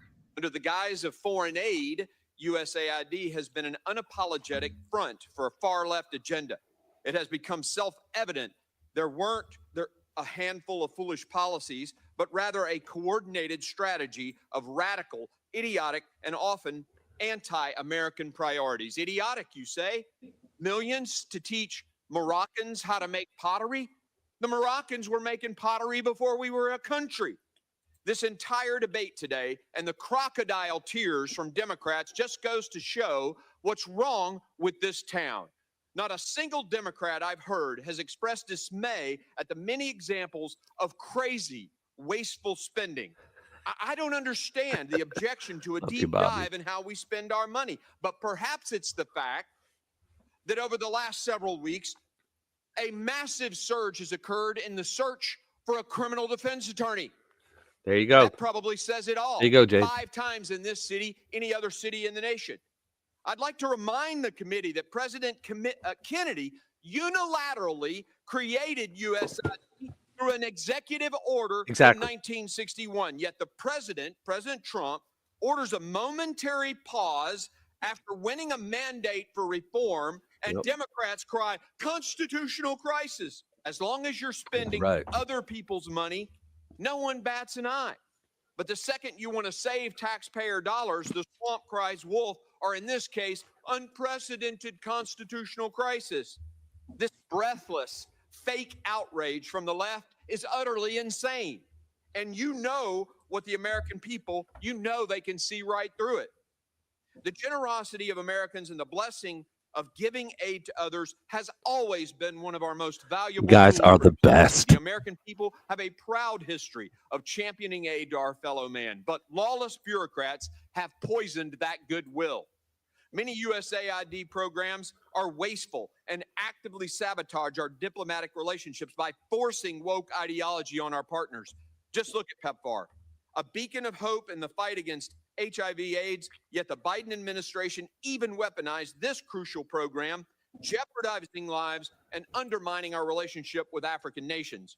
Under Administrator Powers, our message to Africa was explicit, as it was heinous. Abort your babies and violate your religious convictions, or we won't grant you life-saving aid. Can you believe they Let me said be that? crystal clear to those who've been complicit in this betrayal. Firing those involved is just a start. Oh, yeah. We have a long way to go. And one last point. I want to correct the record on a couple of things. First, Here we go. Elon Musk and the team that is working does not have access to personal data. They don't have access to your social security number. That is a lie. Elon Musk does have a security clearance. He has a top secret security clearance. By God, he makes the rockets for NASA. But the suggestion that he somehow can't be trusted to dig into how we're spending our money It's ridiculous. is nothing but a smokescreen to hide the corruption and the wasteful spending There it that is. has occurred there. Right there. And I am personally offended at the left's continued references to 19-year-olds and 21-year-olds in there doing work. There are 19-year-olds who have won the Medal of Honor defending this country. Just because you're 19 doesn't mean you're some child who can't be trusted. It is offensive. And if you're 19 years old out there, 20 years old, and you're serving this country, by God, your service matters. Keep serving. We thank you for that. Yeah, a lot of people don't know this, but security clearances, there are multiple levels. Oh, yeah, I had a clearance once. Yeah. My husband has something, I don't even know particularly. He doesn't tell me about the stuff that involves that, but he has a clearance that's like 3 levels above top secret or whatever because of some of the stuff he does in IT. But, you know, USAID, I mean, what did the guy just say? He said it was a slush fund for liberal woke ideology. Oh, yeah. It has also been a front for money laundering. Yep. And believe it or not, it's been a CIA front because a lot of the operations, because where do these people go? They go into a lot of black ops were countries. paid for by USAID as well. Yeah. They go into different countries and involve themselves in things. It's a perfect CIA front. Here you go. This is a little meme I came up with today. Read that. What's this? RFK Jr. Is it showing up? I hope it is. Yeah. RFK Jr. should study the connection between men who vote Democrat and lower testosterone than a neutered poodle on a vegan diet. I think it's true. That's David Hogg. You know who David Hogg is, right? Oh yeah. His sole qualification stems from being a student in the school that underwent a tragedy. That's it. And you know what? It's even worse than that because he wasn't there when the shooting was going on. There. Yeah, he rode his bike. He rode like a bastard down to the school, and then he hid in the closet and said, "So here I am, where there's a shooting going." You take a look at him, like David Hogg and Harry Sisson. There's another one. Yeah, and Harry then, Sisson. Oh, that's another one. Yeah, I ripped him the other day. And then, if you do you remember? He's hold on. David Hogg is now vice chair of the DNC. Yes. Thank you, Democrats. Thank you. Oh yeah. Thank you. There you go. But correlation or do you causation? Remember when they said J.D. Vance had a beard and that was toxic masculinity? Yeah, I know. You remember that shit? And then at the same, can you imagine? And then in the old days, the Republican would have gone home and would have shaved. What's that? I said in the old days, a Republican would have gone home and shaved. Yeah, that's true. It's a new freaking sheriff in town. What did J.D. Vance do? Yeah. But I gotta play that video, by the way. That's the next one we'll do. What's that? I gotta play that video, by the way. That's the next of J.D. Vance. But then at the same time, they were promoting, what's his name, Tim Walz, as the epitome of masculinity. Oh, can you imagine that when they did that? Oh my God. Oh, My that God. could turn your stomach. I was like, guys, you have no idea what masculinity is. That could turn your stomach. That's right up there with imagining Nancy Pelosi naked. Yeah. Oh, I know. Oh, don't even say that. No, it's right up there with that. You're suspended. All right. Here we go. Ready? This is going to be great. Now, how long is it? It's 19 minutes. We're not going to play the whole 19 minutes, but here we go. Well, thank you. And thanks to all the gathered delegates and luminaries and media professionals. And thanks especially to the hosts of the Munich Security Conference for being able to put on such an incredible event. We're, of course, thrilled to be here. We're happy to be here. And, you know, one of the things that I wanted to talk about today is, of course, our shared values. And, you know, it's great to be back in Germany. As you heard earlier, I was here last year as United States Senator. I saw Foreign Secretary David Lammy and joked that both of us last year had different jobs than we have now. But now it's time for all of our countries, for all of us who have been fortunate enough to be given political power by our respective peoples, to use it wisely to improve their lives. And I want to say that, you know, I was fortunate in my time here to spend some time outside the walls of this conference over the last 24 hours. And I've been so impressed by the hospitality of the people, even as, of course, as they're reeling from yesterday's horrendous attack. And the first time I was ever in Munich was with my wife, actually, who's here with me today, on a personal trip. And I've always loved the city of Munich, and I've always loved its people. And I just want to say that we're very moved, and our thoughts and prayers are with Munich and everybody affected by the evil and inflicted on this beautiful community. We're thinking about you, we're praying for you, and we will certainly be rooting for you in the days and weeks to come. Now,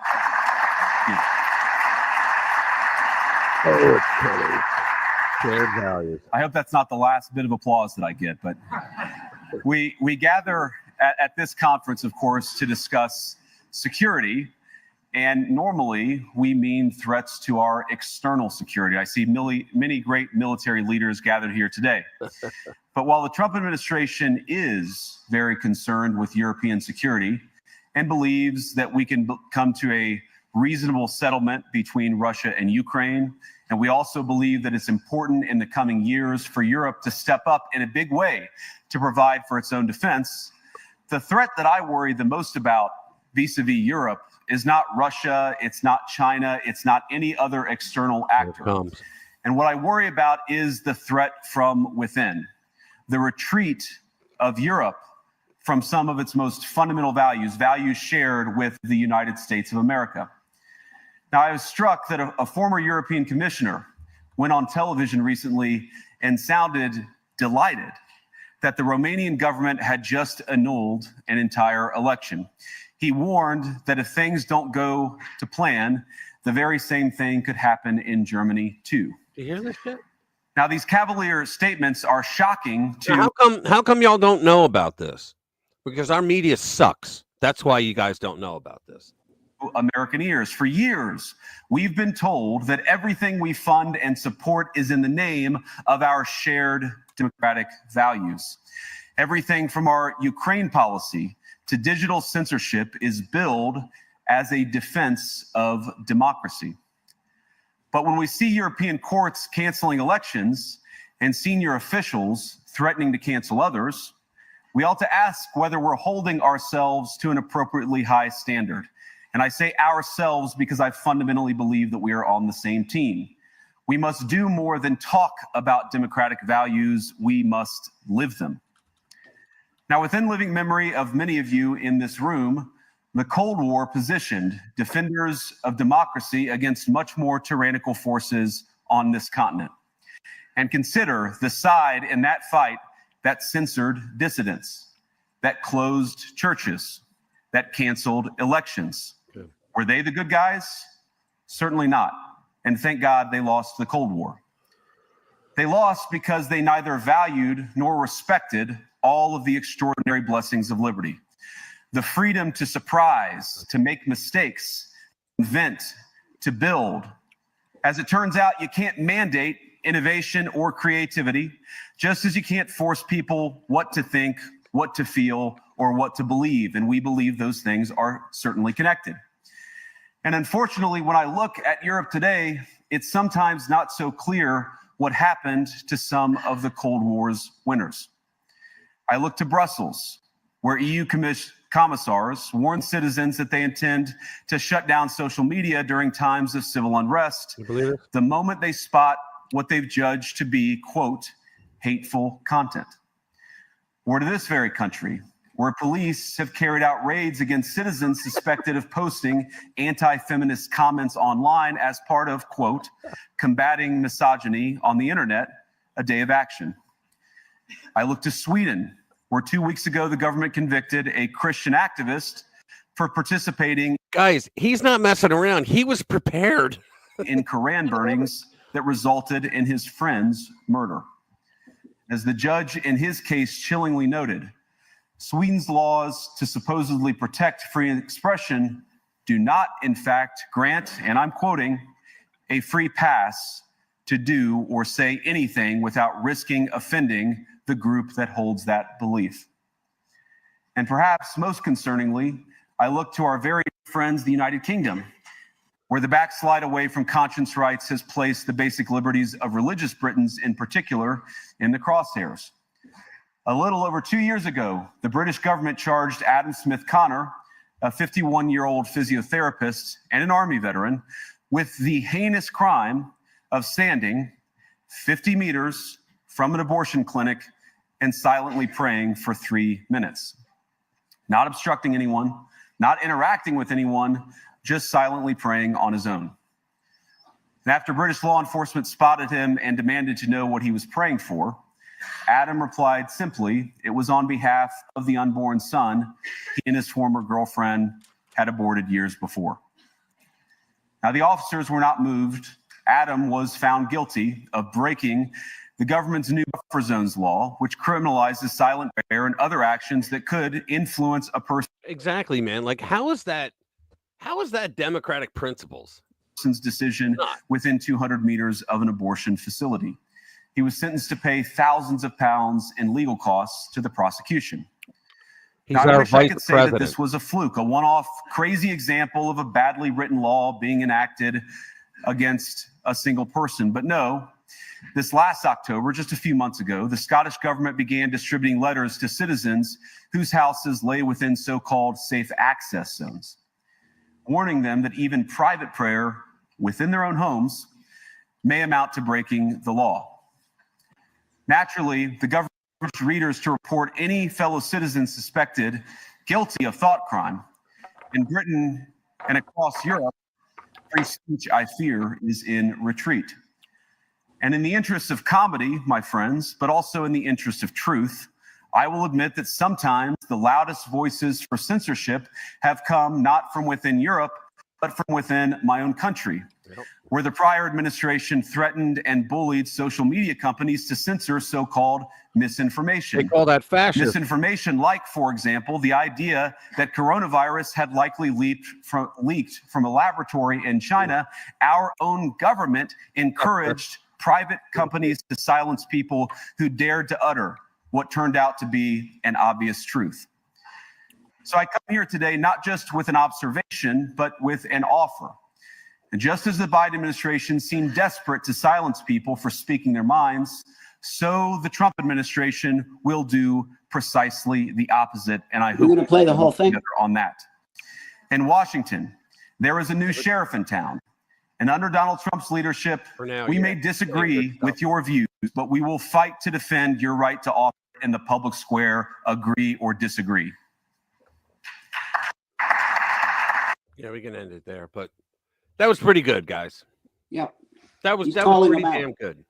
He called him out, and somebody had to. Did you see his clip when he was addressing the issue of AI? Yeah.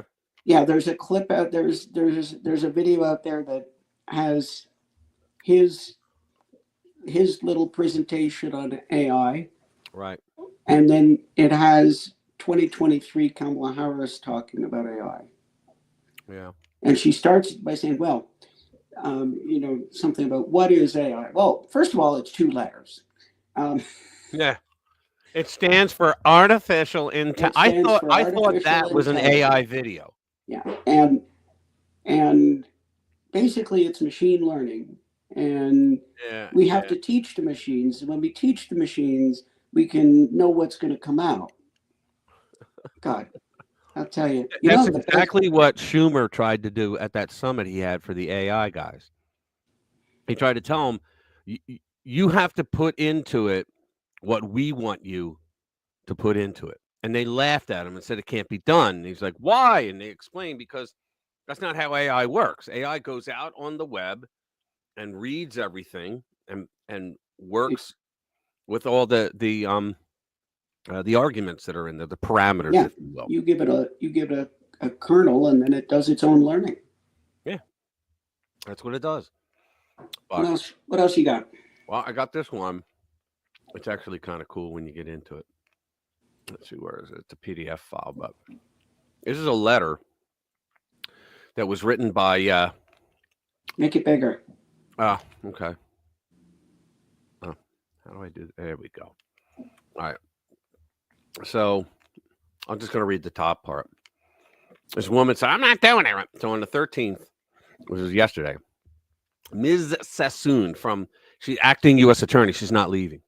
In response to your refusal to comply with my instruction to dismiss the prosecution of Mayor Eric Adams, I write to notify you of the following. Now, these people, I'm telling you, this administration is not fucking around this time. First, your resignation is accepted. This decision is based on your choice to continue pursuing a politically motivated prosecution. I would call it a persecution, despite an expressed instruction to dismiss the case. You lost sight of the oath that you took when you started at the Department of Justice. They lost it the minute they got in. By suggesting that you retain discretion to interpret the Constitution in a matter inconsistent with the policies of the democratically elected president and a Senate-confirmed attorney general.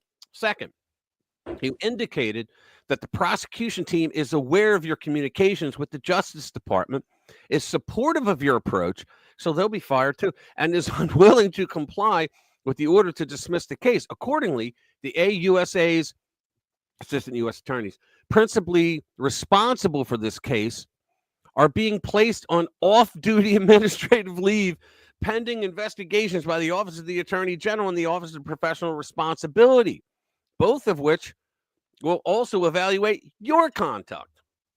At the conclusion of these investigations, the Attorney General will determine whether termination or some other action is appropriate, like charges based on, and lose your license.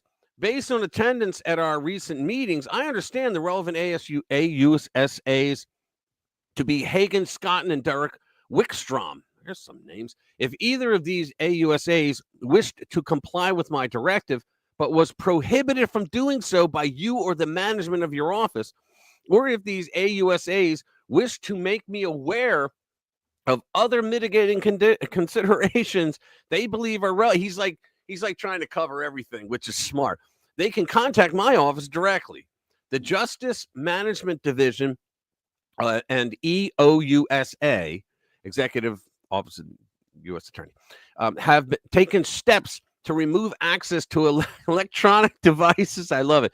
And I ask that you and the AUSAs cooperate with those efforts and preserve all in other words, don't destroy any evidence, you prick. I mean, this guy, he like read her the riot act. I love it. You're fired and be glad that we don't put you in jail. Exactly. And then you got to left to say, yeah, that's what we were talking. Yeah, the LLMs. You know what, Bobby? I use AI a lot, right? And what's it called? I write my speeches using AI. I write my own stories, and then I put it through prompts that I created, and it creates my speech or my scripts. I mean, it creates my script for my video based on my story that I wrote. And I got sick and tired of like the Anthropic one, whatever it's called. What was it? It was Claude AI, right? Claude AI would argue with you. I can't say something like that. I'm like, well, what if I gave you an article that because it's not a real story. I said, what if I gave you an article that has a story? So I put a link up, and it goes, well, I don't believe that the Gateway Pundit is a real news organization. It would argue with me and shit, right? And I'm like, are you out of your mind? What about Breitbart? Breitbart is a right-wing alt-right corporation. I'm like, you can't win with these assholes. So point being, I started creating my own. So I have you can do it. Anybody can do it. You can create your own chat GPT. It's a little slower than what you'll get with the real chat GPT, but you can run it right on your Windows PC, or Linux, because with Windows now you can create a Linux. You can create a Linux OS right on your PC. And so then you create what's called, it's the Llama. It's Ollama. And just go out and go Ollama LLM. You can download it and install it. And then when you load Ollama through your Linux command window, you can say something like, you can say Ollama space run llama 3.2, whatever version, and it'll literally load it up and it'll work just like ChatGPT. And they do updates to it like every other day. It's pretty cool. So you guys can do that all for free. It's just that it's a little slower than if you were using the actual professional version. But with these, there's absolutely no censorship whatsoever. It's completely uncensored. So let's see what's next.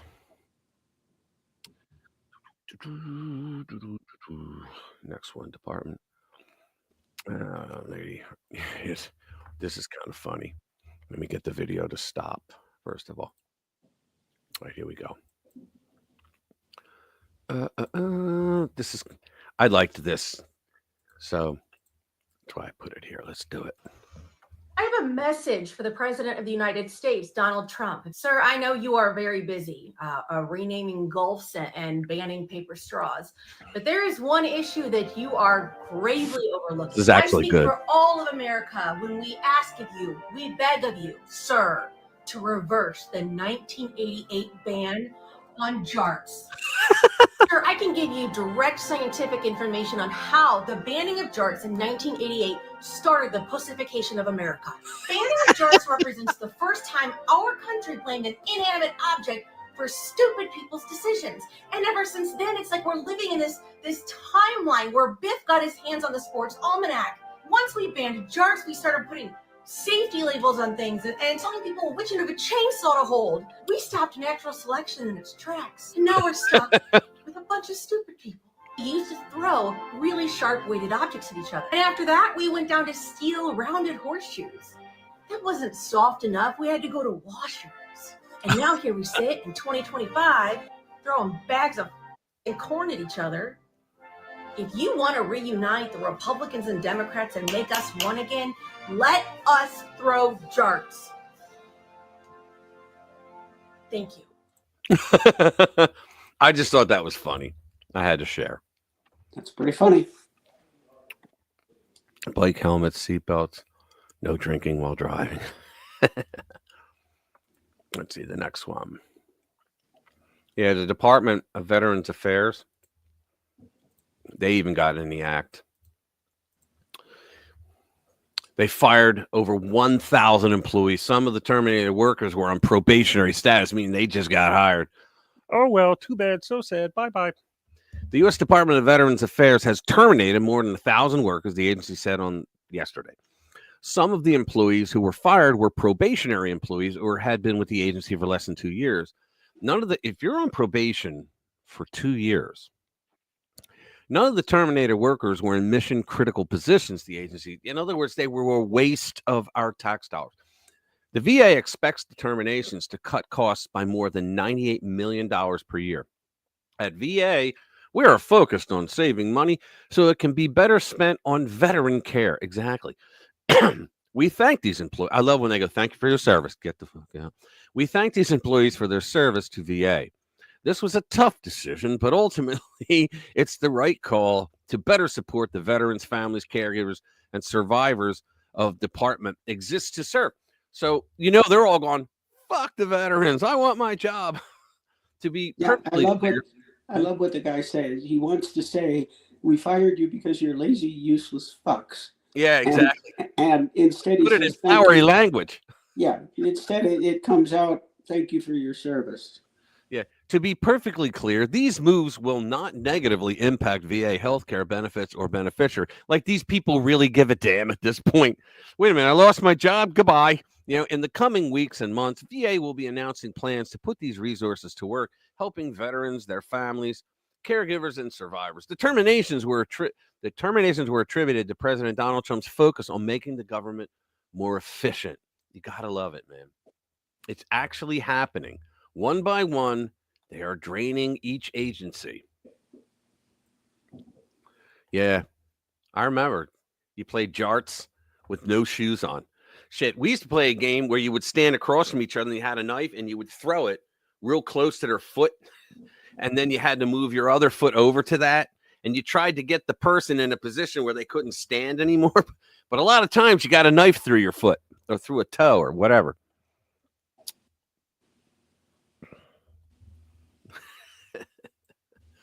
All right, next one. Calls weapons. Yeah, here's one. This is Revolver again. Ready?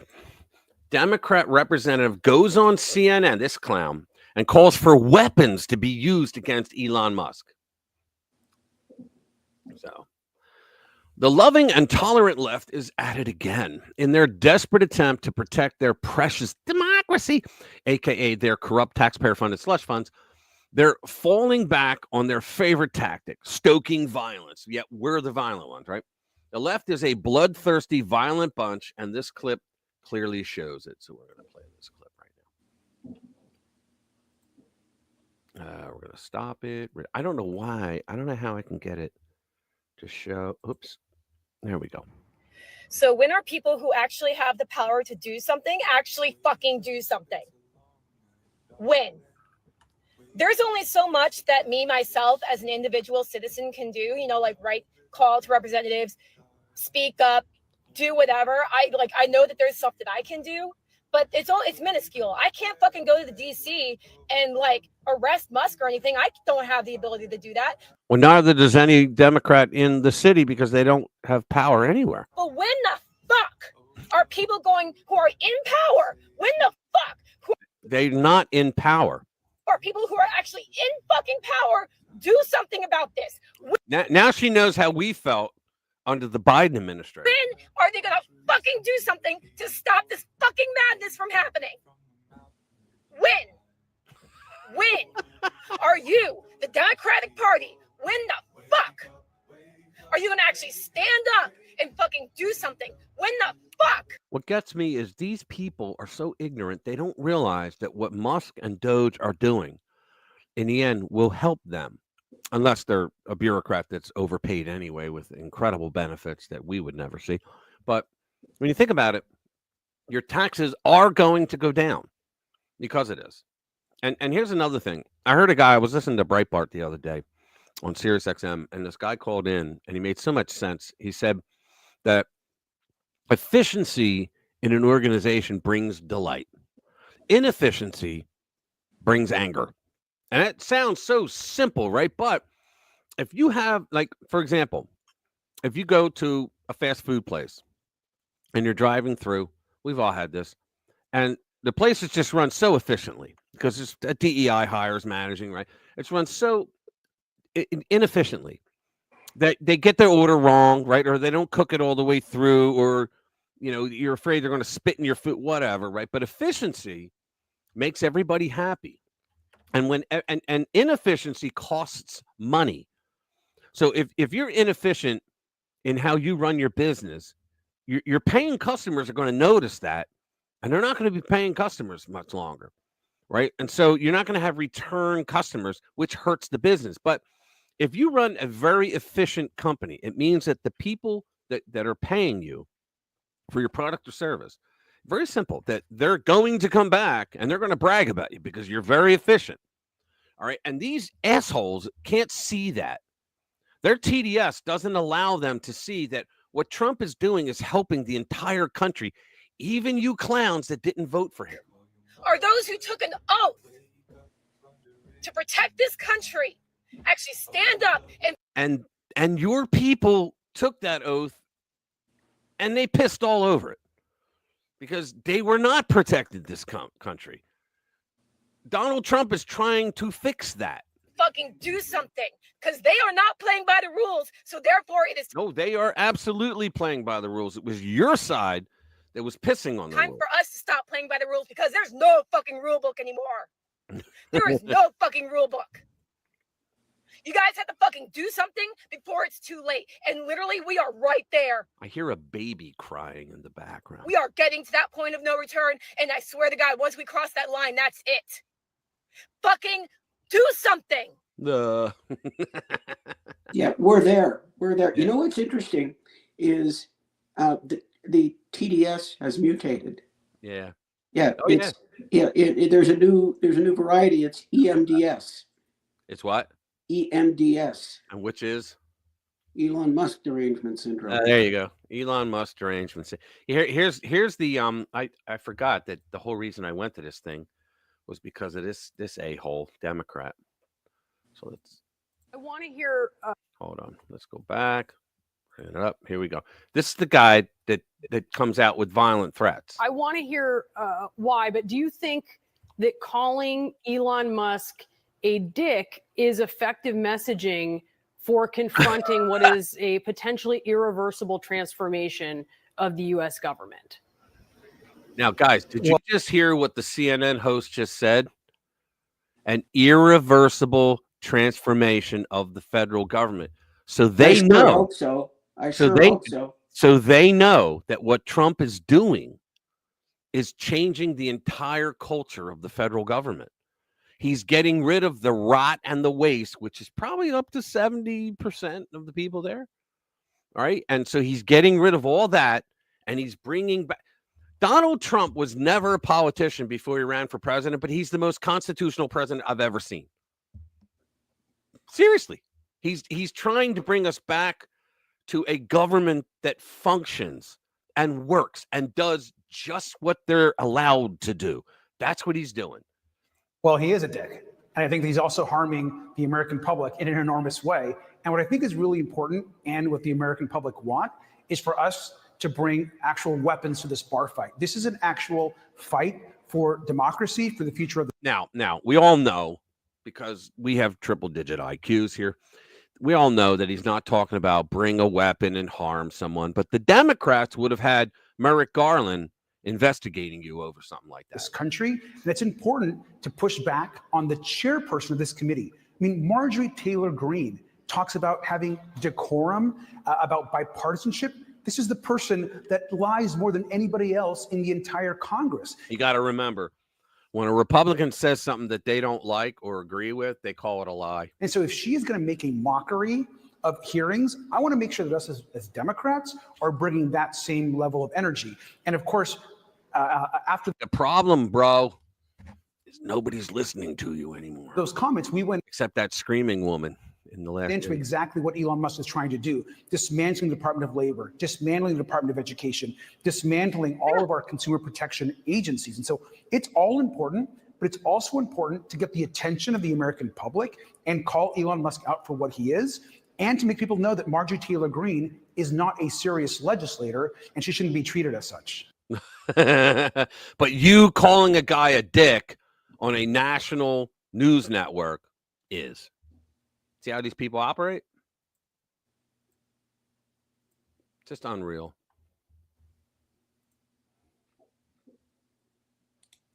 Oh, what happened? Help you get back into his stream. Did somebody get out of the stream? But I don't think insulting him. Yeah, okay. 42 is a good guy, man. He really is. I've been in his I've been in some of his streams, and he's got all the good people here that are in them. Yeah. Yeah, exactly. You know, the Democrats, and especially Chuck Schumer, seem to be obsessed with male members. Yeah, I know. Isn't that crazy? Here we go. Steve wrote this one. Let me bring it up. It's got a great video on it. Or the next one does.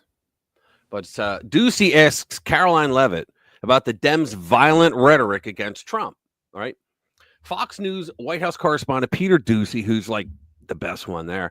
Asked White House press secretary Caroline Leavitt about the Democrats' threatening language against President Trump and Doge leader Elon Musk. About a dozen Democrats suggesting they were going to war against our government. Isn't that an insurrection? They were going to war against our government, doing away with USAID for financing far left causes across the globe and becoming the money laundering arm of the Democratic Party. Leavitt told Ducey that the Trump administration has no interest in going to war with Democrats and deemed the rhetoric as unacceptable. Let's get to the video. This is great. I'm not sure if this might interest you, but people ask me, how did you lose? Come on, let's get it. I'm not getting a premium account. I have it here. I'm not getting it. Perfect spot right here in my Caroline, are any officials here preparing to fight Democratic lawmakers in the streets? Absolutely not. So and thanks for the question. Some elected Democrats are so steamed about Doge. Congresswoman LaMonica McIver says we are at war. Ilhan Omar says we might actually see somebody get killed. And Chris Van Hollen says we have to fight this in the Congress. We have to fight this in the streets. So what now? And may I just point out, if you heard that type of violent, enticing rhetoric from our side of the aisle, from Republican leaders on Capitol Hill, I think there would be a lot more outrage in this room today. It's unacceptable. Hear what she said in this room today? She just ripped all those reporters. This girl she's a dream. By these Democrat leaders. And frankly, they don't even know what they're talking about. Because President Trump was elected with a mandate from the American people to make this government more efficient. He campaigned across this country with Elon Musk, vowing that Elon was going to head up the Department of Government Efficiency, and the two of them, with a great team around them, were going to look at the receipts of this federal government and ensure it's accountable to American taxpayers. That's all that is happening here. And for Democrat officials to incite violence and encourage Americans to take to the streets is incredibly alarming, and they should be held accountable for that rhetoric. It sounds like something that they're most concerned about is Doge engineers with access to Treasury systems. Can you clarify, do the Doge engineers have read-only access in these systems? So they are not allowed to write new code? They are not. Okay. And then one more thing. NBC is reporting that some of the illegal immigrants that we've seen rounded up and arrested are not being deported. They're being released with ankle or wrist monitoring devices, or they have to check in on the phone. So is the administration arresting more people than you have room for? I have seen the reports, and I'm glad you brought it up because we want to address it. There have been a total of 461 illegal aliens. This is of this morning when I got this information from DHS that have been released from custody. Of the more than 8,000 that have been arrested since President Trump was inaugurated, it's less than 6%. And there are reasons for their release. Some of the factors include a lack of significant likelihood of removal in the foreseeable future, lack of detention availability, which is something this president and this administration has been incredibly vocal about. We are doing everything we can to deport and detain illegal immigrants, but we need Congress's help to increase funding for Border Patrol and for ICE to increase detention capability in our facilities. And then other serious medical conditions have also been the reasons for some of the release of these individuals.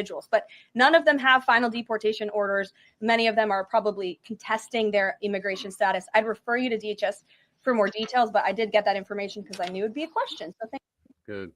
She's on top of it, man. You know what would have happened if you would have asked KJP that? Oh my God. Oh, she would have circled back. No, that was. She would have looked up her binder for the answer. She'd have been looking through her binder for half an hour. It was circle back, whatever her name was. Yeah, that was Jen Psaki, but she did the circle back too, not as much as Jen. But you know something? When you're seeking out and exposing fraud, and what then do you think about the people complaining about it? Yeah. I mean, really. For reals. Let's see. Next one. Now, this was old, but I saw this today and I freaked out. I'm going to be honest with you. There's a whale, right? A humpback whale. There's a guy on a kayak and he swallows him and then spits him out. And it's not AI. This is old. I just thought you guys might get a kick out of this. Ready? Watch this. Can you raise it? Yeah, there it is. Did you see that? Did you miss it? Watch. We'll do it again.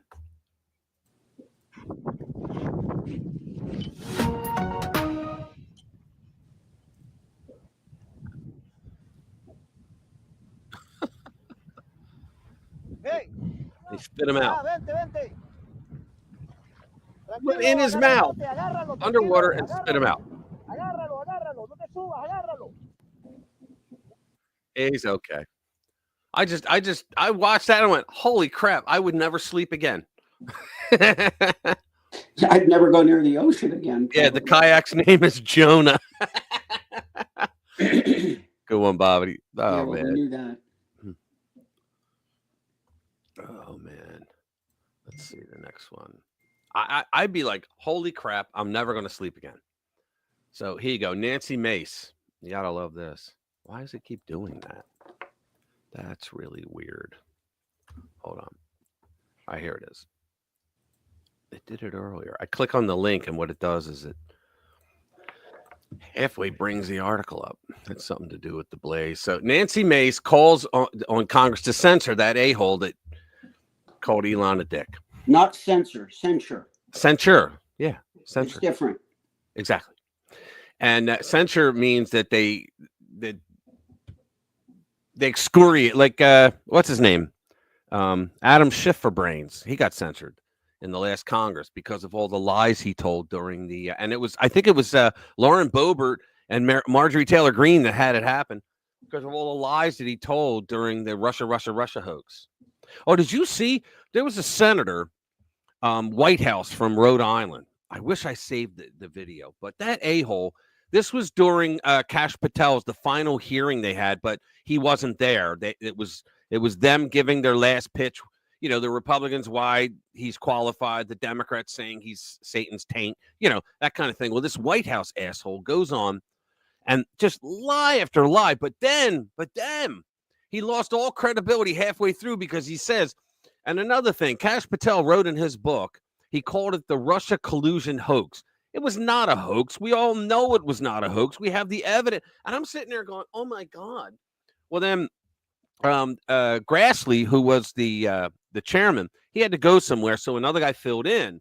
And when White House was done, you know, blubbering, this guy, he says, all right, he goes, guys, he goes, let's calm down a little bit. He goes, a lot of people on the other side of the aisle, he goes, look, we understand you hate Trump.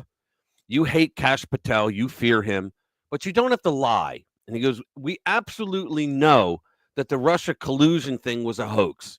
He goes, we know who paid for it. He goes, we know it was made up.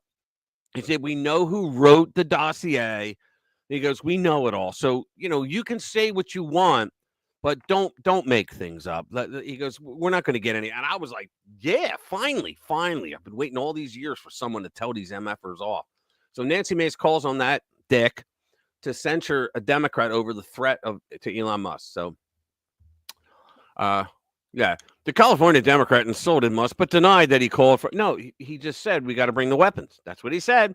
Now, by their standards, we can say this. Republican Representative Nancy Mace of South Carolina filed a motion to censure a Democratic representative over comments he made that appeared to call for violence against Elon Musk. See, on their side, you know, CNN would say, oh, well, that wasn't a call for violence. Right. Okay. Democrat Representative Robert Garcia of California insulted Musk during a House subcommittee hearing about, we just watched it, President's Department of Government Efficiency. He later made the questionable comments while defending his criticism of Musk's action to reduce the size of government. Do they have the part where, you know what I love, though? I love that this whole Trump and Doge thing is forcing CNN to say things like dick and Harry Balls, Big Balls, you know, balls.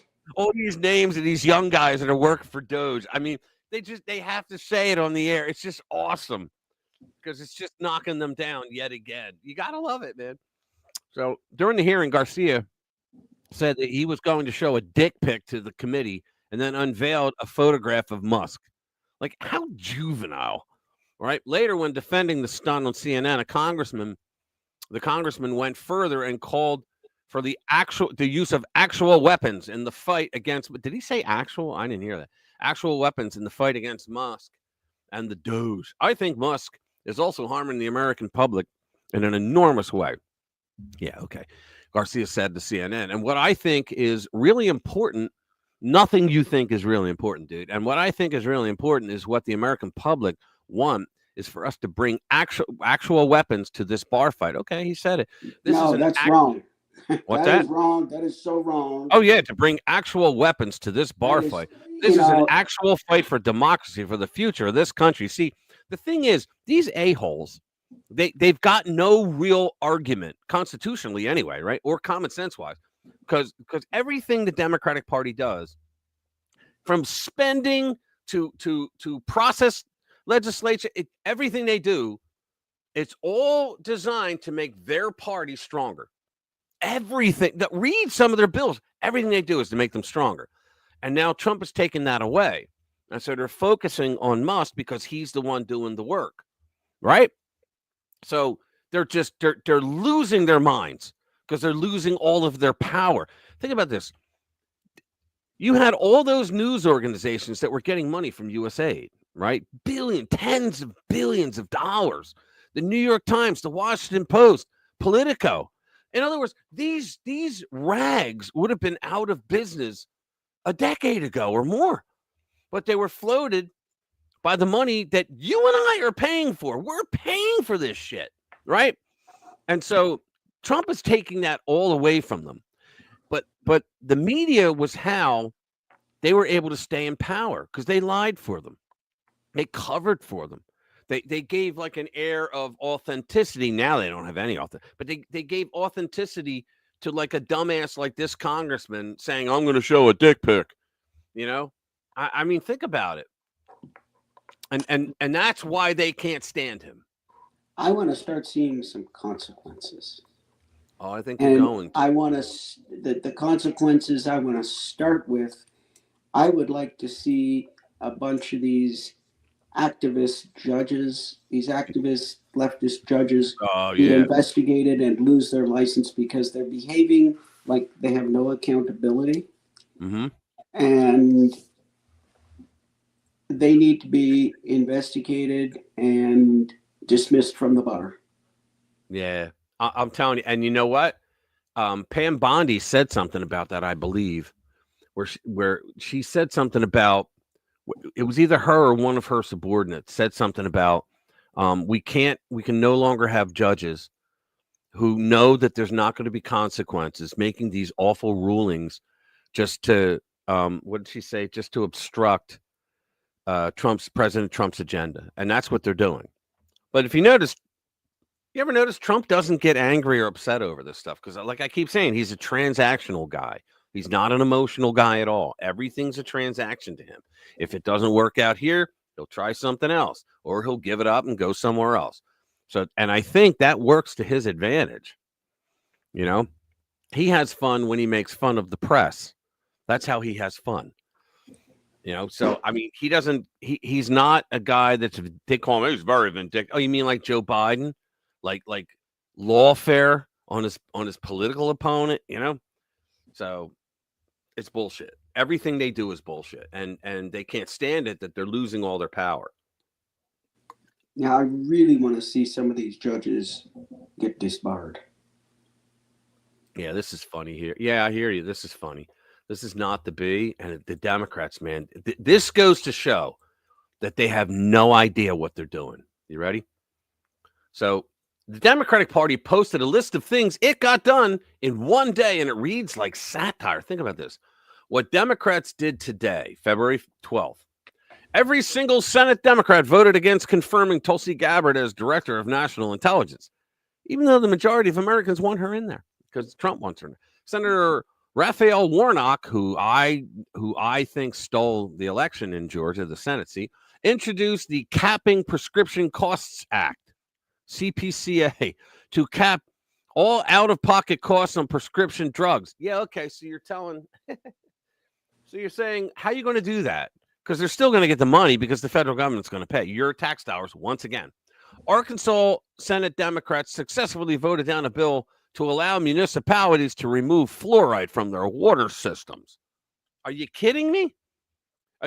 These are the things that they're bragging about. A coalition of 191 House and Senate Democrats sent a letter, fuck you, strong letter to follow, demanding the removal of Elon Musk's operatives from the CFPB. Okay. Democrat Ken Jenkins won a special election in Westchester County. A glass of water with a D on it would win in Westchester County.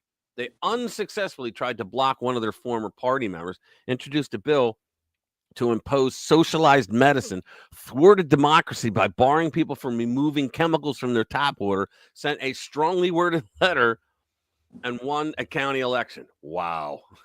Look at this. What Democrats did today, nothing. You got to love it. But it's like, guys, they have no idea why they're failing and why no one's listening to them anymore. They have nothing. They have nothing. They can't use their old tactics anymore because Trump made sure it's not going to work anymore. Yeah. They're trying to out PR Trump, and they're not very good at it. They're just not. Let's see. Next one. Maxine Waters. This is why they call her low IQ Maxine. You ready? Maxine Waters shows America what criminals say when they're backed into a corner like rats. All right. If there's one thing that has sent the Dems into a full-blown meltdown, it's Doge investigating waste and fraud. And now we're getting a crystal clear picture of how Dems have managed to keep their wildly unpopular agenda alive by treating government programs like their own personal piggy bank. Can you believe this shit?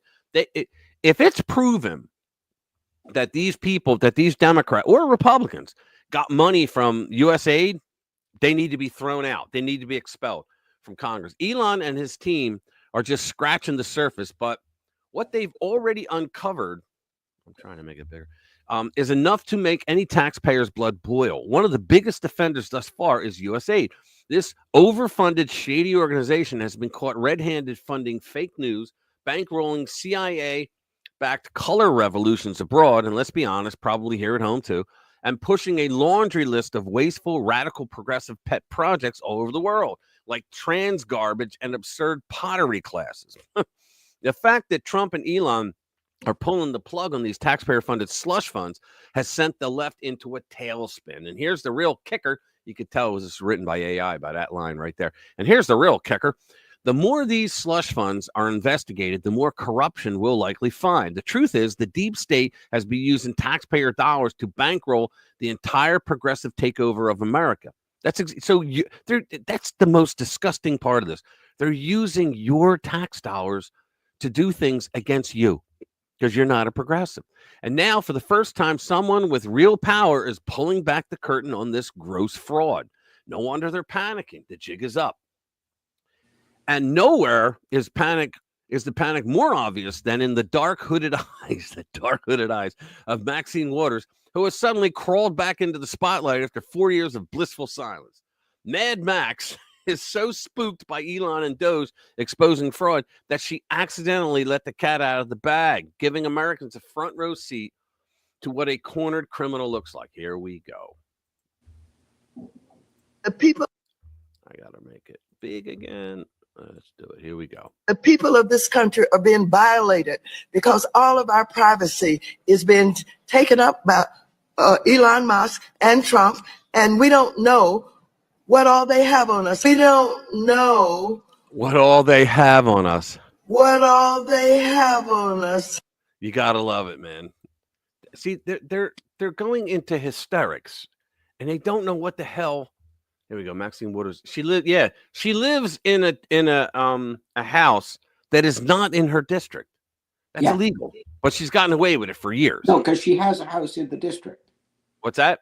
She has a house in the district, but she doesn't live there. She doesn't live there, but I think you're supposed to actually live there. It doesn't, like in other words, when they say you got to live inside your district, well, that makes sense because you want to know what life is like in that district. So the Democrats said, well, we're going to stretch that and say, as long as I have property in there. That's what they meant, right? horse shit. Here we go.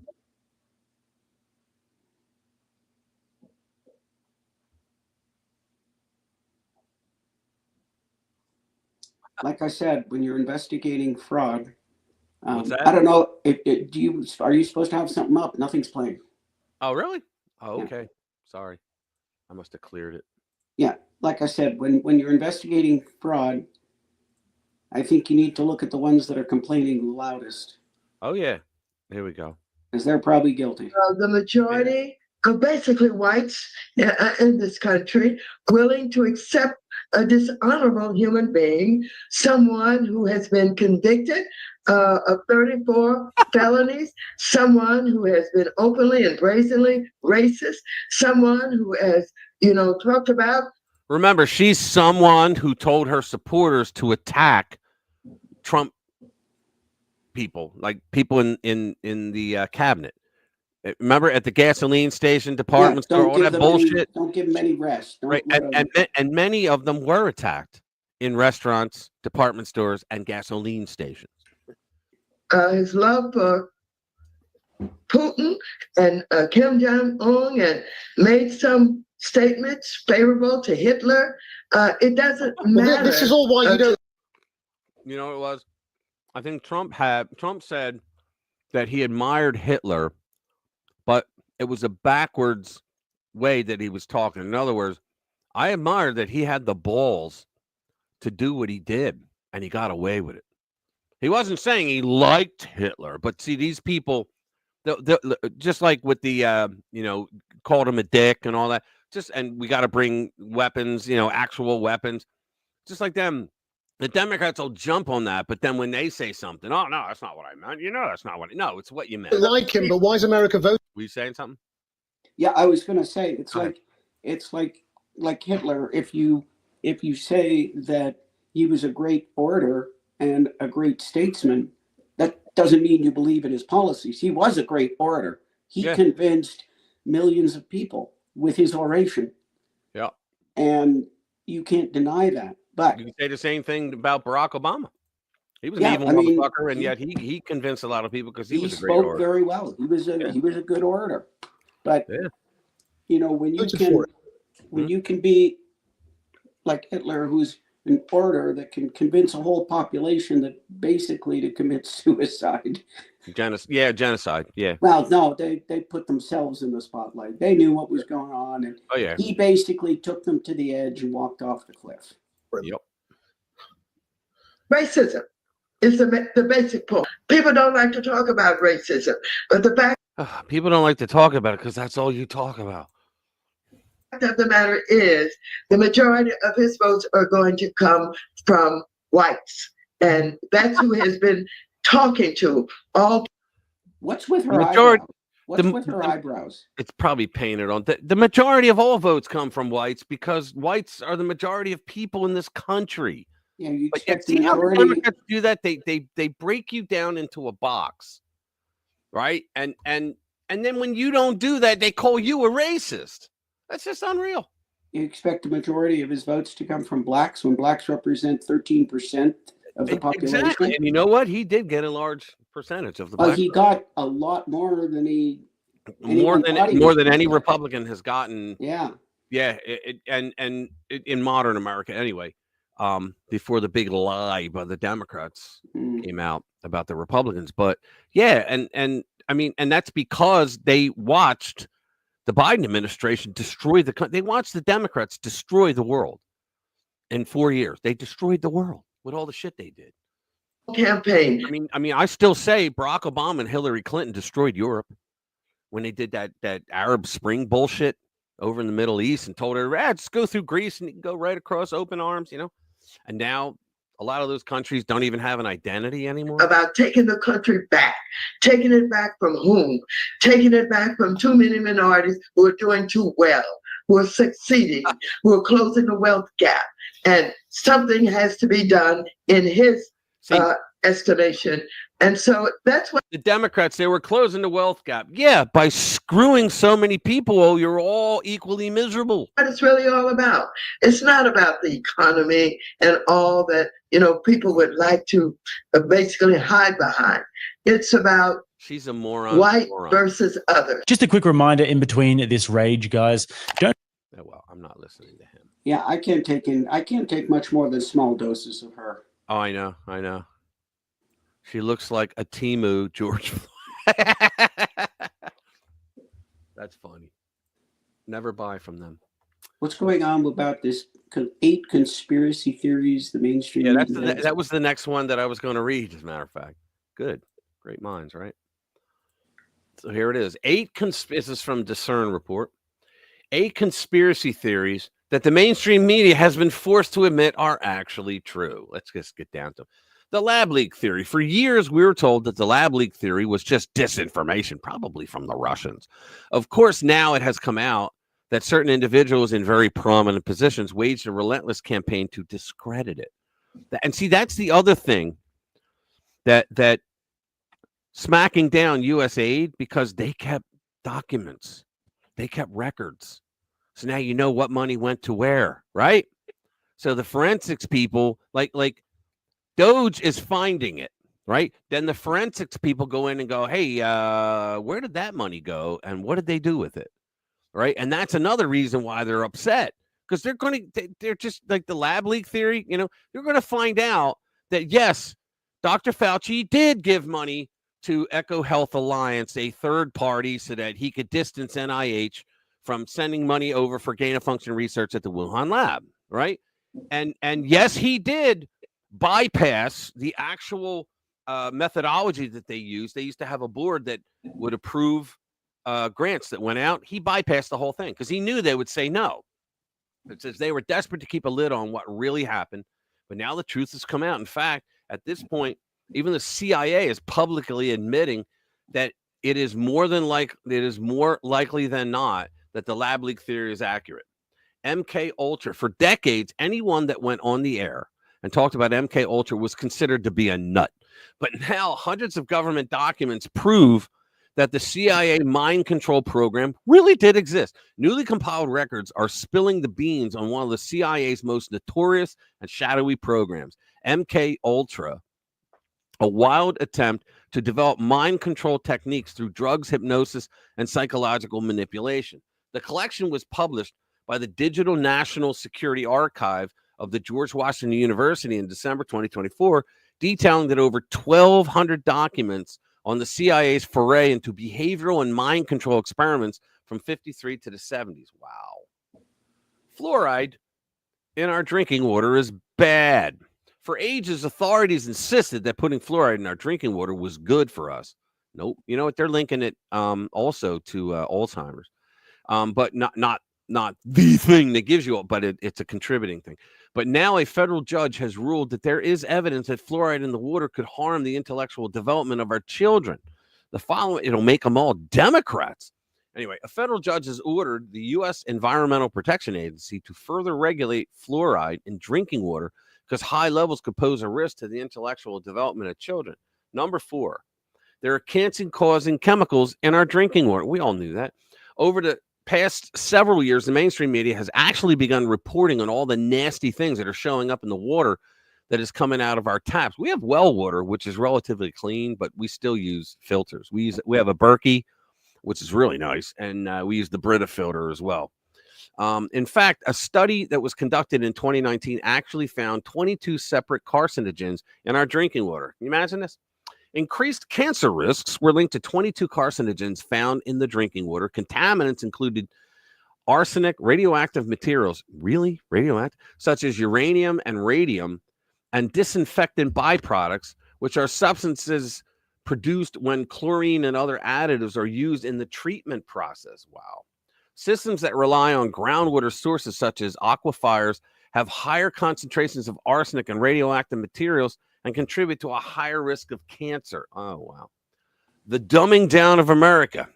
We all knew that. Jimmy Carter, he made education a cabinet level. For a lot of years, many of us in the alternative media have been talking about the dumbing down of America, but the mainstream media has continued to defend our system of education. Unfortunately, it has become exceedingly clear that our kids are not all right. The following comes from the Wall Street Journal.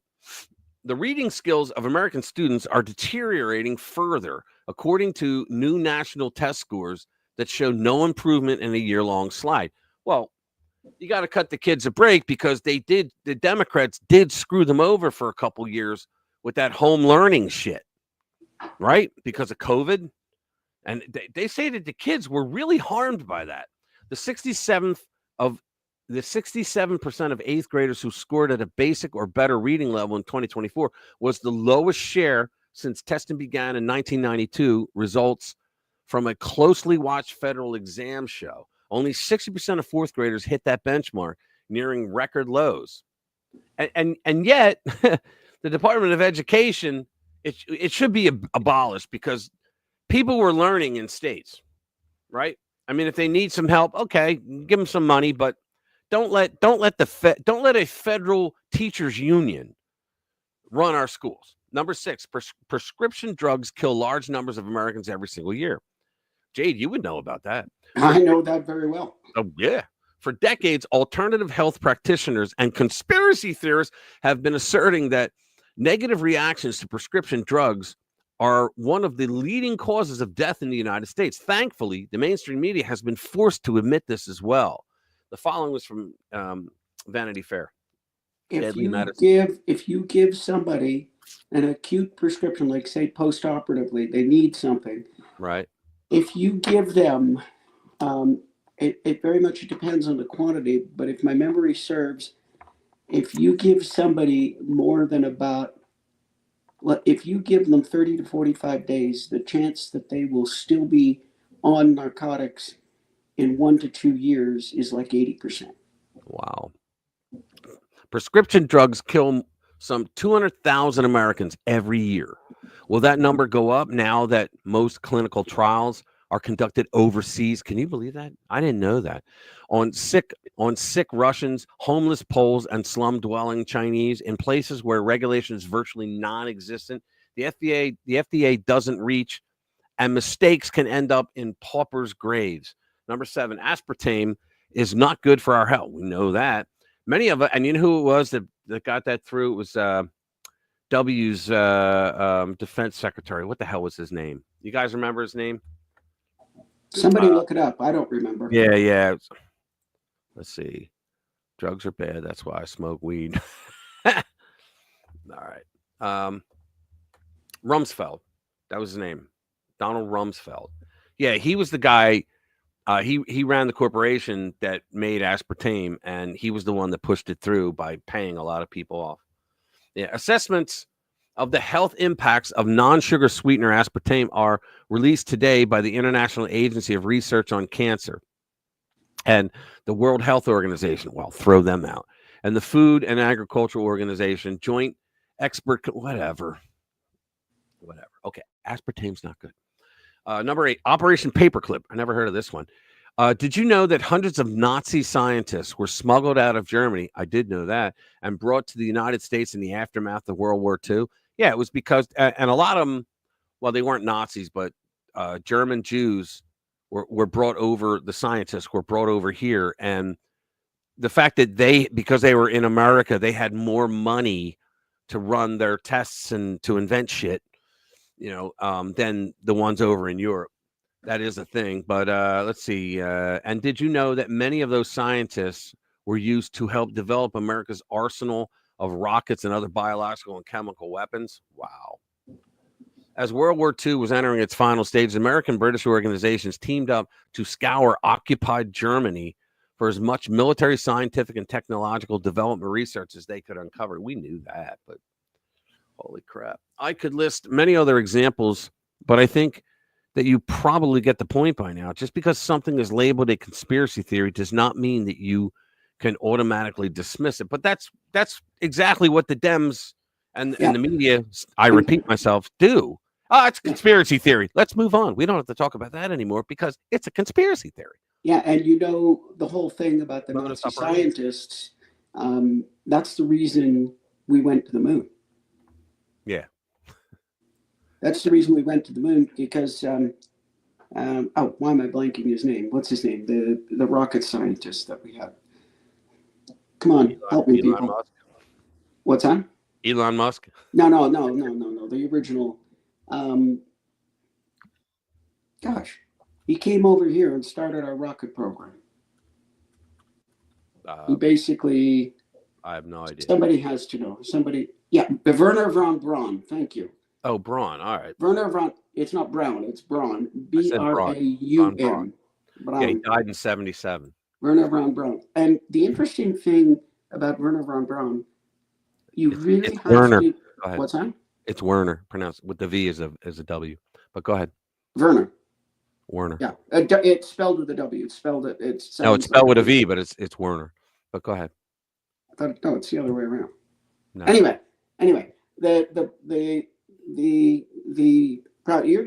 you're full of something tonight. I'm fucking with you tonight. Yeah, you're fucking with me. I know what I know. Anyway, Werner von Braun came here. You have to respect the man. He was basically a top Nazi scientist, and he was just happy. And he came here. Him and a bunch of his guys ran looking for the Americans because they knew if they didn't do that, they would end up in Russian hands. So they ended up with the Americans. They brought him over here. They knew who he was. They brought him over here, and he was just as happy. I'm sure. He was just as happy to work for the Americans. He said, unless he was a pure scientist. Yeah. He had no political or other ambitions. He said, give me a lab, I'll do the science. You have a lot of Jews in America too. He didn't care. That wasn't his thing. I mean, he probably was anti-Semitic just like any of them, but he didn't care. Yeah. He didn't care. He said, you give me a lab, I'll do my work, and I'll do great work. Yep. So I can add another one to that. I don't know if you heard, but this past week, Trump made good on another one of his promises. He got out the JFK files. Yeah. And apparently there's something like 2,500 pages that have never been seen before. Yep. And not that any of us hadn't thought of this before, but the CIA is now saying there probably was a second shooter. Ah, wow. This is my surprise face. Yeah, I know. Mine too. Jesus. Nazi party remained intact with the bulk of the European. Well, a lot of the Nazis. This is crazy. A lot of the Nazis that weren't pulled into the Nuremberg trials, they fanned out into other countries, not just Argentina, but countries all throughout Europe. And their families were wealthy, right? Because they stole all the art and all the gold. But their families were wealthy, and so a lot of them got their way into. Let me say, you should watch the Greatest Story Ever Told. Yeah, I did. They got their way into governments throughout all of the country, which is why there was European socialism for so long, right? Because the Nazis were socialists, so they got European socialism because they had a lot of clout inside these other. So Putin pointed that out at the beginning of the war, and he said all of these countries had the Nazis that moved in from Nazi Germany that moved into these other governments. And he said, and the only country that hasn't really been infiltrated so far is Russia. And he goes, and we don't want that. We don't want European socialism in our country. And that was another reason why he said Ukraine, they've had Nazis because they have the Azovs Nazis there. And he said they have Nazis that are now trying to work their way into politics, in there. And he said, it's why we're very suspicious of the border there. And that's why we don't want them in NATO. And sidebar, I think Trump is already talking to Putin and to Zelensky about ending the war. And I think they're going to have to give Putin something to save face if he walks away. Well, what they have to do is they have to come to an agreement that Putin and Zelensky both can go back to their people and say, look, I won. Look what I got. Right. But one of the things they're going to do, I believe, is Trump already said it, actually, that Ukraine will not join NATO. Over his dead body, they won't join NATO because I don't think they should anyway. but because they're a border. But he pointed out and said he acknowledged what Putin had said, that when NATO was formed, they said no, we're not going to encroach on the Soviet Union, and they were like, well, you are. And so it got to the point where they had all these other countries in, and they were surrounding Russia. And now if Ukraine was there right on the border, I always say they didn't want nukes right on their border. And so he had a reason for going in. I wish he didn't, but he had a reason. And Trump said the other day, he was at he was at his desk, and the press was there, and he said, look, I think Joe Biden caused it. He said his rhetoric saying, well, now I think he has to go in to save face. And then he said other things. He said he should have never said things like that. And that he's the one that got the momentum going for him to go in, for Putin to go in. Didn't we start a bunch of stuff there by overthrowing the government to start with? We did. Well, yeah, the color revolutions that we've had all over the world. Right. But yeah, a lot of the Nazis, a lot of them ended up in South America. Yeah. Some of them ended up in Europe. But what's that? Most of them in Argentina. That's where they went. Brazil also apparently had a lot of them. But in Argentina, they still have the families down there of these people. And when you go into their homes, they have on their mantles shrines to their Nazi ancestors. They're just like, in the uniform, portraits, shit like that, the helmets, a couple of Jewish teeth, stuff like that. That kind of thing. Like you do. You do, Yeah, of course you do. Yeah. Like you do. Crazy people. Yeah, and I know some went to Canada. A few came here, but I think we were a little more careful than some. But I don't know if you remember when Trudeau invited that guy to Parliament. Yeah, but he was a Nazi. He said that, oh yeah, I was busy fighting the Russians in World War II. Oh, good, great man, good man. Yeah, and everybody went, wait a minute, World War II, they were our ally. Where were you? Yeah. Yeah, Argentina, full of German communities. Yeah, that's where they went. A lot of them. A lot of people think Hitler survived, that he didn't kill himself, and he wound up in South America. Yeah, Argentina. I understand. Maybe not as many as Argentina, but I understand Brazil has quite a few as well. Yeah. Not sure. More than likely. Let's see what else. We got some time left. Party exposed. News. We got a couple more we can read. NewsGuard. Yeah, here you go. NewsGuard. You know what NewsGuard was, right? That was what's called Facebook and Microsoft. So here we go. Well. Looks like Revolver was right again. While other conservative outlets turned a blind eye to NewsGuard, I don't think they turned a blind eye, or some even played along with their media literacy scam. We were out in front, boldly calling them out for exactly what they were, a tool of the regime. They were designed to blacklist and silence conservative media under the phony guise of fact-checking. So I know, I think there should be no more fact-checking companies allowed, because it's a form of censorship. What you should have is what Elon did on X, which is that community notes. That's what you should have. You should not, and I think that's the way Facebook's going to go eventually.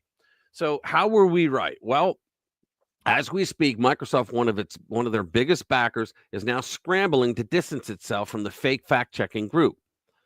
Also, this probably won't come as a shock, but the infamous U.S. aid was also backing NewsGuard. Microsoft dropped from Zero Hedge. Microsoft has dropped NewsGuard, a left-wing fact-checking organization they partner with that has helped the advertising industry justify blacklists for independent conservative media sites such as Zero Hedge and RPW Media. The move came after Senator Ted Cruz began investigating Microsoft for funding the online media literacy censorship tool created by NewsGuard to help guide learners of all ages through the overwhelming landscape of online news and information. Yeah, I mean, so in other words, NewsGuard, they've been outed. They're a fake news proper. What do we got here? Let's see. Next one. You know what I'm thinking? When Elon Musk announces he's going to audit the Fed, don't stand in front of Rand Paul. Right. Because Rand Paul will be. Yep. Don't stand Especially in front Ron Paul. What did I say?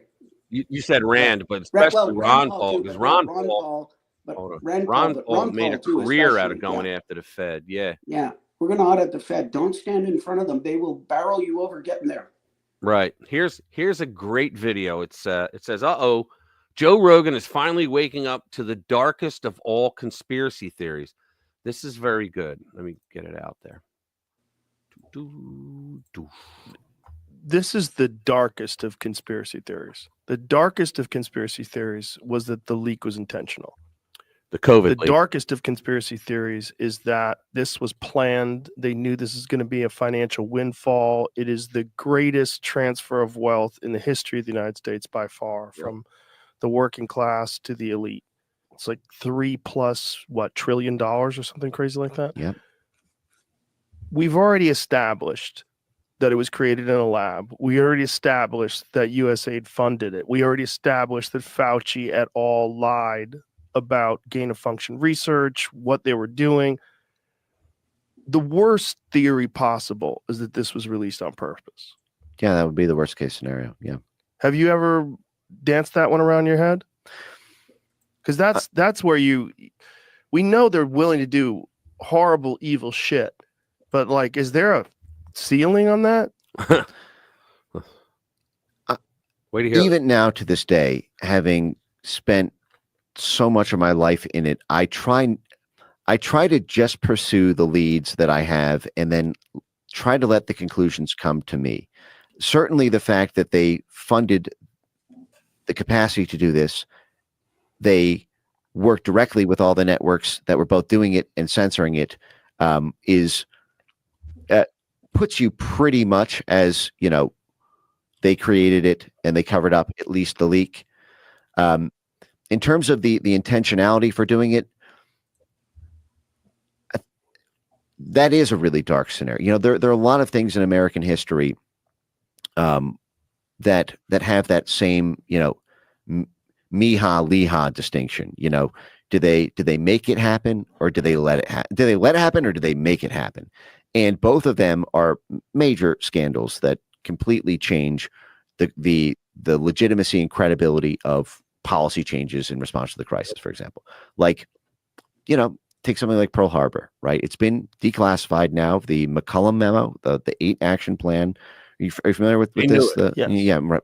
And this was, written before the bombing, and it was 8 ways to get Japan to attack us, because we don't have diplomatic cover to declare war on them. But if we get them to attack us, and we can then spiral that into a war predicate. I mean, they're the same thing, for example, with the Northwoods memo, with pretext to war with Cuba, and cooking up all these, hijacking our own planes, sinking our own ships, doing riots, Gulf of Tonkin, and then saying that it was the Cuban government behind it.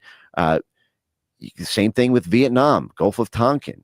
Same thing with with the weapons of mass destruction predicate for invading Iraq. Did we know that were we duped, and the crime was negligence for letting our national security state believe the New York Times reporting on chemical and remember, the New York Times had Mockingbird people in there, and biological and weapons of mass destruction in Iraq? Or did we make that happen? Was that something that we knew was not true based on our own intelligence, but because there was a useful thing there? And a lot of people have the same thoughts about issues around 9/11 and any number of crisis events. Yep. And I suppose I have my own thoughts on it. They're not fully settled, and because they are beyond the evidence I currently have, I stay in the zone of, this is what they did to create it. This is what they did to cover it up. Yep. Here are the stars in the sky. Draw your own constellation from there. Unreal. So in other words, every significant thing that's happened in the world was our CIA effing us. Oh, listen, the CIA has been involved in a lot more than you think. But, we know now that the bug was developed in the Wuhan lab, We know that. So it was developed deliberately. It was weaponized. There was research on it. I don't know. I don't know that it was released intentionally. I'm of two minds, because I think they intended to release it, but it was released too early because they were looking. China's got a population problem, and they were looking to have something that would take out the sick and elderly. They infected Italy intentionally. I don't know. I think they've already proven it. It's already been proven. They did it because Italy, I cannot remember at the moment. If anybody remembers, let me know. Italy was a center for something that was going on with China and Europe.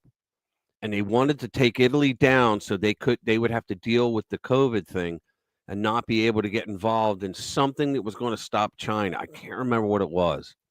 There was something with, and that's why everybody's like, wait, why is Italy hit so much? Because they sent a shit ton of Chinese people with COVID over to Italy. Yeah, I don't know, the timing on that. It may have already kind of gotten out, but I think the original leak of it, I think it might have been an accidental leak because I think they wanted to work on it more. I think they wanted to make it more effective than it was. Yeah. Because in truth, the mortality was not that high. I mean, it was pretty devastating if you did get a bad case, but the mortality was not that high. Well, here's the thing. What they're working on now in the same Wuhan lab has been confirmed is the Nika virus. So COVID had a 1% mortality rate. It was really 1 to 3. Nipah has 80%, and they're working on it, and they're doing gain of function research with it right now. Yeah. So they're working on a Nipah virus that 80% of the people that get it, and our elderly are not 80% of our population. 80% of the people that get it will die, and it will hit children too. Yeah, I don't know about this new one. I heard that they were working on this new one, and something like Ebola has a 50 to 60% mortality. I say you effing nuke them. If they come out with a Nipah virus, you nuke them, because you know what? China bragged, Xi, that they would have, I think he said like 65 Wuhan labs by the year 2030 all throughout China, making biological weapons. That's insane. And why was the U.S., the CIA, funding biological weapons all throughout Ukraine?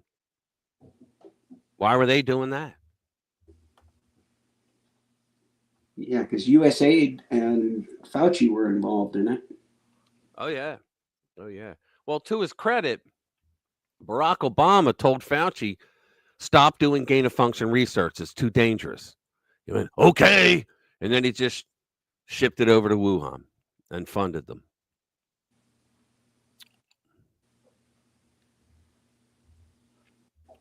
Unreal. But yeah, I don't know. It might have originally been a leak, like somebody got sick with it and walked out. It could have been the janitor. Yeah. Wow. I believe they intentionally, because I've heard the arguments for it, I believe they intentionally infected Italy. And then look, once it goes out on a plane, you go in, think about it. It's like Stephen King's The Stand, right? I mean, you go into an airport, an international airport in any country, and you're sending it all over the world. You know what I mean? 12 monkeys. Right. And yes, monkeys. Exactly. And Trump, he tried to stop he stopped flights coming in from China.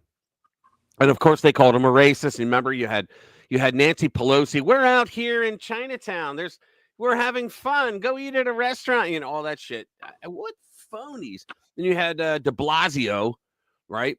You had him in New York saying, oh, come on, go to the theater, have some dinner. Like, how many people go to the theater? Go to the theater, have some dinner. There's no problem with this stuff.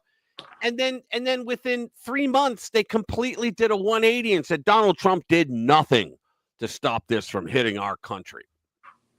And you have to stay 6 feet away from people, wear a face diaper, and never leave your home. Which don't work. But do you guys remember there was a female Chinese doctor who was working in the lab, And when she finally realized what they were doing, she turned and she got the hell out of China. And they were looking for her, as a matter of fact. She got out of China, was living in hiding, but she was able to get on Tucker Carlson's show like 4 times. And she told all. And he vetted her. And she was a virologist and was working there. He vetted her. And then all of a sudden, we didn't hear from her anymore. Yeah, well. They disappeared her. They might have disappeared her. Yeah. Or she disappeared because she didn't want to be disappeared. Well, she was for a while. I hope for that one. Yeah. Here's another one. Trump. Here you go. This is good, too. Trump blitzes Washington with intentional flurry. And this explains it. And this is great. This is the fire hose theory. It's enough to make anyone's head spin. In the last week, President Donald Trump met with the King of Jordan and empowered Elon Musk's Doge by signing an executive order promising large-scale workforce cuts. He brought at least one wrongful detainee back from Russia and spoke to President Vladimir Putin and Ukrainian President Volodymyr Zelensky. He ordered production of the penny to cease the same day he attended the Super Bowl, where he poked fun at faux Taylor Swift. You gotta love it. He imposed 25% tariffs on steel and aluminum imports. And you know what? What is it, American Steel or U.S. Steel? U.S. Steel, the CEO came out recently and said, yes, those tariffs from the first term, he said they helped immeasurably. They saved American Steel. He sought to bar transgender women from female sports, create a sovereign wealth fund, and revoked Joe Biden's access to intelligence briefings. And then he went to lunch. All right, and that's an incomplete list. Trump's rapid-fire approach is quickly becoming the defining feature of his second term in office as he targets everything from Greenland to paper straws. Many allies say it's an intentional strategy designed to overwhelm Democrats and the media with so much activity they can't keep up. It's true. They don't know what to be outraged at. Quote, it's blitzing as much as we can until everyone is just tired, one Trump aide explained. What people don't realize is that all of this has been planned during transition. They had it. Oh, yeah. He had 4 years to think of this. He had 4 years. I bet you every single day for the first 3 months of his presidency has already been clocked out. Oh, yeah. Dubbed by former Trump advisor Steve Bannon as a flood the zone strategy, the effects are disorienting and debilitating for many in Washington, especially Congress. Democrats are in a reactive posture toward Trump as he once again dictates the news cycle, and their resistance to Trump is hardening by the day. The Democrats are finally admitting that something is different this time around. You think? You think? You think? Democratic leaders are even calling audibles on press conferences at times, like when they shifted focus from his pardons on January 6th defendants to a sweeping funding freeze. Both huge moves from January that now seem like they were months ago. And let me tell you something. You know that Elon, him, Vivek, like Marjorie Taylor Greene, all the people involved, you know that they sat down and said, okay, on day 1, we do this. On day 3, we do this. Day 4, this. Day 7, we do this. You know that it was one after the other, and they had a psychological strategy behind it. Quote, no, that's like I was saying. Every day for the first 3 months has probably been planned out. Oh, yeah. It says that is... And they'll make changes as necessary, but, we're going to do this and this and this and this. Yeah. That is a key element of his strategy. Throw it all at the wall. Some of it sticks. Some of it doesn't. One way or another, it's distracting and it's infuriating, said Senator... God, I hate this guy, Richard Senator Blumenthal. Stolen Valor, Richard Blumenthal from Connecticut. I hate that guy. I know, who is now voting against every Trump cabinet nominee in protest. Yeah. Like, did we ever think that he was going to vote for one of them? Even the Republican. What's that? Every Democrat except Fetterman has voted against every one of his nominees. Fetterman did not. He's not going to vote. He didn't vote for Cash. He didn't vote for Tulsi. Cash hasn't had his vote yet. No, but sure, he had multiple votes so far. No, he's just now out of the in those committees to get out. You have to be pushed forward in committees. Yeah, he's just now got, you got 12 Yeah, it'll be Tuesday. It'll be Tuesday that he gets the floor 12 vote. to 10, 12 to 10 out of the Judiciary Committee. He moved forward. Right. So he and RFK Jr. He didn't vote for him either. And I tweeted back at him and said, dude, like, who got to you? Like, who got to you? There was one he did vote for. Was it Tulsi?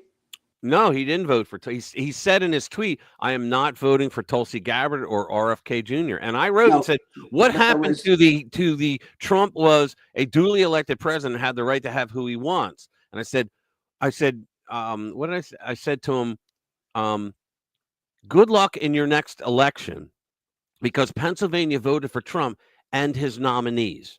That includes his nominees." And I said, "I don't know what happened to you, but somebody got to you." Even there was one that he did vote for, wasn't there? Yeah, there were a few that he did.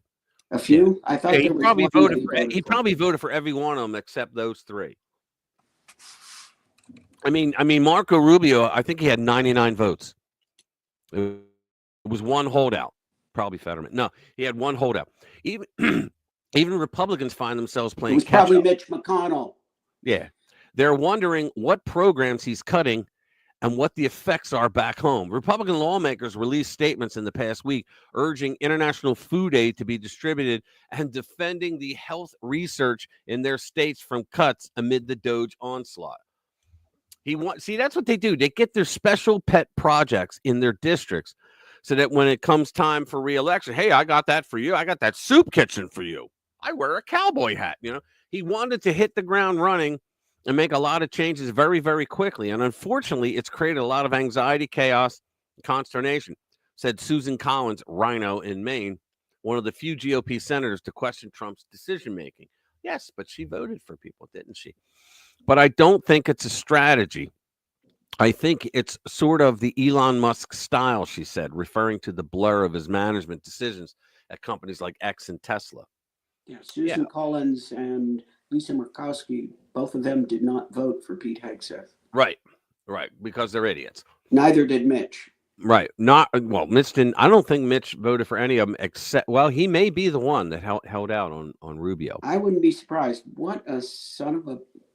Yeah, Trump and his allies planned the blitz literally for years. Like I said, according to Trump aides, Trump had, this is what I did not read this, guys, I promise you. Trump had 4 years to sit and watch then President Joe Biden, giving his team time to plot his second term, which includes items they were working on ahead of the 2020 election. And it's all gas and no brakes. Why wait? A second Trump aide argued. The laundry list of crap that Joe Biden left with was so large that President Trump's had to do it, explained Senator Bernie Moreno, Republican, Ohio. It's probably providing whiplash to people here who are used to things moving at a glacial pace. Bannon has explained in detail that the more content that comes out of the White House, the more overwhelmed the opposition and the media will be. Trump's team believes that more volume coming from the White House, the harder it makes for their opponents, who they believe can't stop everything, the second aide noted. See, this is not going to end. It's going to happen for 4 years because, look, Washington, D.C. is a real swamp, but it's so effed up because both parties effed it up since its beginning, right? So he's got 4 years to straighten all that shit out, and he's actually got a banging start on it. I think he's doing really good, but like I said, he's planned this for years. Of course he has. Knowing what he's doing. Like I said, 3 weeks down, 206 more. Yeah. Spaghetti at the wall mentality has downsides. After the flash comes the courts. Yeah, they're all trying to use the courts, but you know what? Bondi is in on that. She's saying, we're going to start investigating judges. Because if they think that they can come into the executive branch and block the power of the president for their ideology, then we're going to take a look at them violating the separation of powers, and we're going to charge them. And I hope she does. I hope she keeps her word on that. Now, did you watch her press conference the other day? Which one? Well, her first one. She came out and said, I saw part of it. Pam Bondi. Yeah, she said that they filed lawsuits against Letitia Big Latish and Hochul and the city, the mayor of. Yeah, I saw part of that. Yeah, but my take on that is, and I said this in the beginning, and I tweeted it out to my friends, and I'll say it again. She really needs to work on her presentation, but she is an original badass. Oh, she's a badass. She needs to work on her presentation, though. But you know what? You know what? The lack of presentation, like she wasn't. In other words, she's not a politician in the way that we think of politicians, right? She's not smooth yet, and she will be. But I think that lent a lot more credibility to her. I like her because of it. I like her because of it too, because she's like us. You know, she's one of us, but she's got power and she knows what she's doing. I mean, if you sound like Gavin Newsom, who's kind of the ultimate example in oily,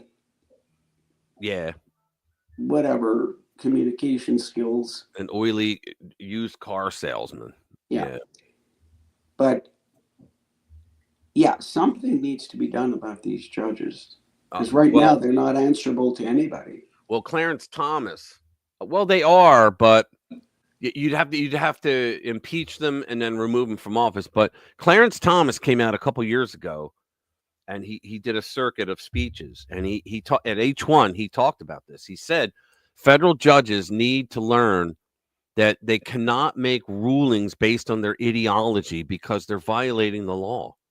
He said it's not good practice to abuse your power behind the bench to appease your party.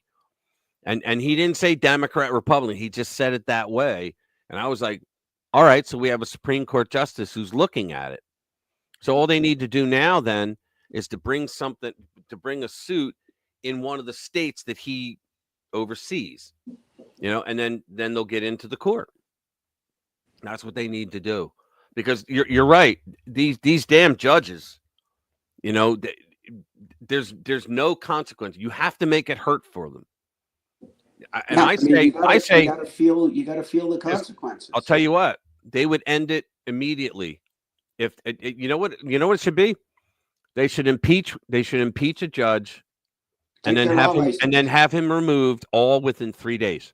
Yeah, take their law license. Yeah, well, have them do the impeachment, and you know what, the Speaker of the House is in charge of it. He could say, yeah, we could do a day of hearings. Sure.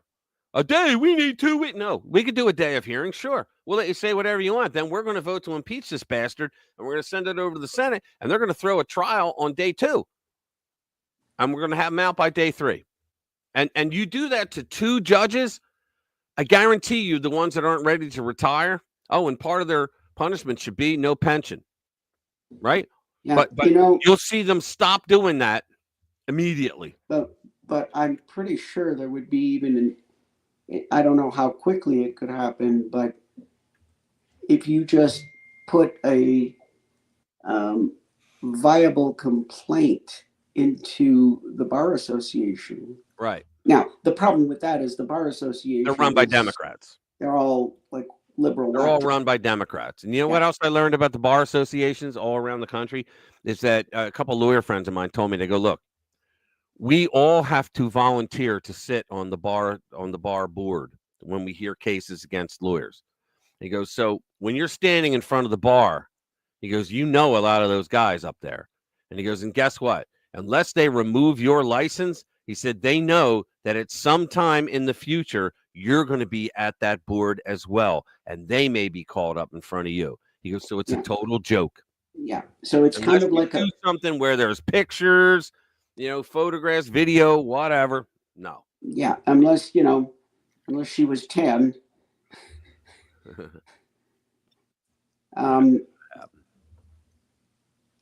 Or he was 10, whatever. Let's do one. See this. Here's a great follow-up to that. This next story. You ready? 4th federal judge blocks Trump's order limiting birthright citizenship. The judge determined that the plaintiffs are likely to prevail in their legal challenges. I don't know about that. A federal judge in Massachusetts on Thursday blocked President Donald Trump's executive order to end birthright citizenship for children born to illegal immigrants, marking the 4th time the policy was blocked by a judge. Good. Bring them all on. Let's go to the Supreme Court. In a 31-page ruling, U.S. District Judge Leo Sorokin stated that 2 lawsuits, one filed by 18 states, all Democrat, and the District of Columbia, all Democrat, and the other by nonprofit organizations, probably all Democrat, are likely to succeed on the merits of their claims that implementing the order would cause irreparable harm. I don't think so, because Trump said, look, the people that are here already under this phony rule, yeah, you can stay. He told them you can stay, but there's no more that chain migration bullshit. No, you can stay and you can work towards becoming a citizen, but we're not going to kick you out, but you have to work towards becoming a citizen. The plaintiffs have argued that the order violates the citizenship clause. These people are just morons. Read the citizenship clause. The record before the court establishes that children born without a recognized or lawful status face barriers to accessing critical health care, among other services, along with the threat of removal to countries they have never lived in. Well, tough cookies. Then blame your parents. Blame the Democratic Party. This is irreparable harm, Sorokin stated. It is difficult. It's not, because Trump said you can stay. So this whole argument is bullshit, and I think the judge knows it. It's difficult to imagine the government or public interest that could outweigh the harms established by the plaintiffs here. Come on. Sorokin said the Trump administration appeared to have no legitimate interest in enforcing the order and said it did not demonstrate how continuing birthright citizenship would harm the public. Well, of course it harms the public. That means that you're allowed to have anybody from around the world their water broke. Oh, they jumped over the line from Texas into Texas. Now the kid's a citizenship? Kiss my ass. That's not how it works, and that's not how it's written. Subject to the jurisdiction thereof does not say that you can do that, right? So I just love that we got these federal judges that are just they're all piling on. Yeah, we need to get that to Supreme Court to get it adjudicated. The original case, we discussed this a couple of weeks back, the original case with Mr. Wu or whatever it was, his parents were here legally. That's the problem. So Right. that has been adjudicated. But Who? You mean the Arch case? yeah, the one case that's gone up, it was a Chinese. Yeah, it was the Arch case. The kid, the Chinese kid. He was born His to Chinese.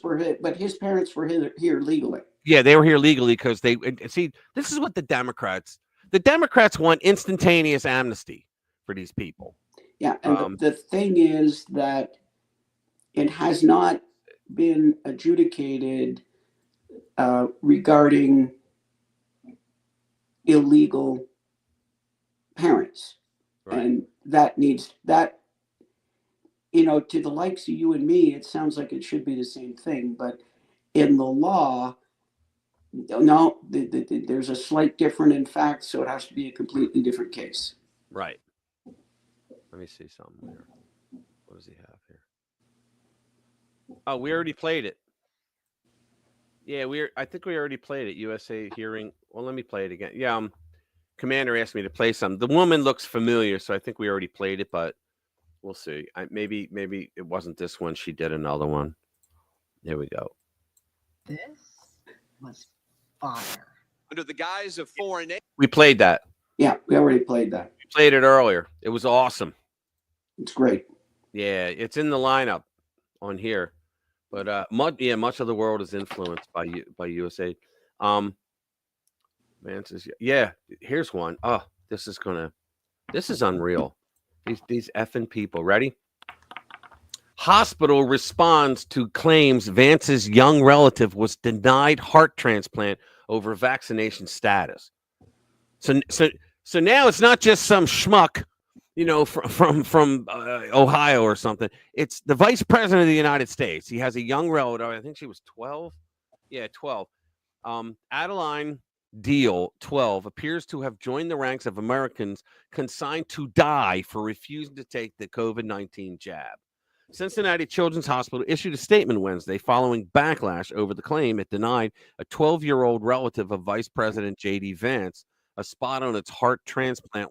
See, this is the kind of crap that you look at and you go, wait a minute. You're forcing someone to take experimental medicine, or you're not going to give them treatment.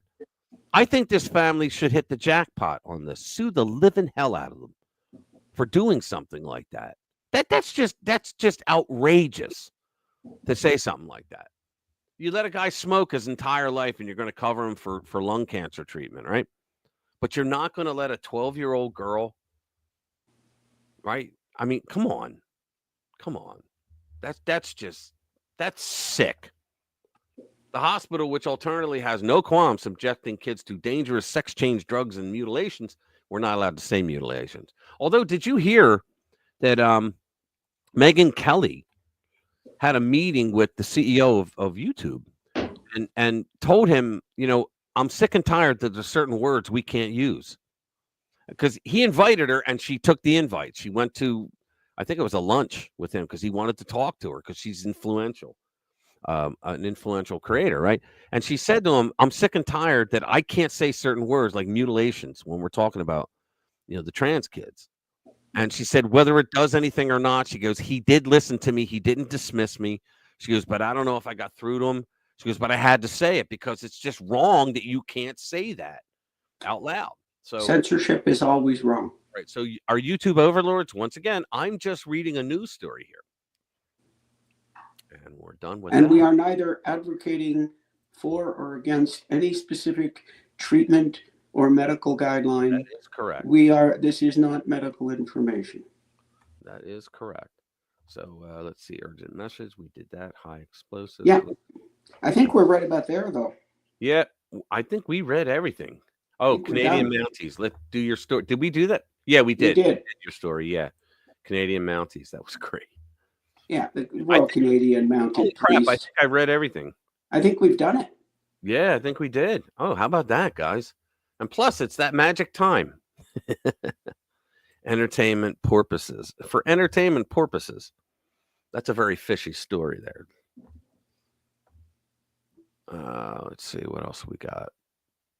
Oh, Vamps agrees with you 100%. I forget what it was on at this point. I can't remember what I said, but thank you. I know, but thank you. No, I think we're done. Yeah, I think we are, guys. All right. Do me a favor, guys. If you haven't already, hit the like button, please, because it really does. Oh, we got 26. Nice. That's more than normal. Nice. Yeah, but if you guys can, hit the like button before we leave, please. I hope you have a great week, too, man. Hope everybody has a great weekend. Make sure to come Wait, Chris, you're saying your comments are deleted? By who? We don't delete anybody's comments. That's happened to me too. If you actually use wrong words, the comment will be stripped. No kidding. I did not know that. That happened to me a couple of times. Now, there's words that I put in YouTube, in your studio, you have words that you can put in that are like for the comments that are blocked out. So you put one of those words, and I put strategically words that commies always use. And I'm talking like you could be a communist and come into my comments and start trying to troll. That's fine. But if you come into my comments and you troll for the purpose of trying to screw us all over, no, I put words in because I don't delete anybody, but I put words in that if they use those words, their comments don't come up. And none of you guys would ever get caught in that.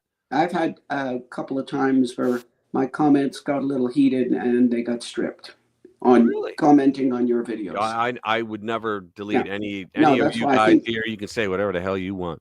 Let me see. YouTube my brother said YouTube deletes certain words. So the comment, exactly correct. Because I think YouTube deletes them. Yeah, if you use a word in my comments, it's one of the communist words because they have certain phrases they always use that we would never use. So if you use that, it deletes your whole comment. Yeah, it puts it into, well, actually it doesn't delete it. It moves it into a different category. And I think it was the category of like, I can approve it, but I never do. Anyway, censorship is bad. It is never good. No, name me one regime in the past, in the history, that has been in favor of censorship that has been good guys. Yeah, they never were. Yeah, but see, there's a difference between censorship because you don't like their viewpoints, but then stopping people because they were using like curse words and those 2 words that we would get kicked off, right? They were using those a lot too. And I'm like, I'm not going to have my channel screwed over because of a couple of commies. No, I'm not doing it.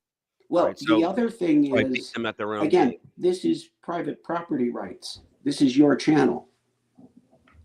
Oh, cool. Yeah, I gave Chris a couple things. He's starting his channel up, and so I had written software that does a teleprompter. No, but what I started to say, it's private property rights. This is your channel. No, it's not. No, No, that's wrong. No.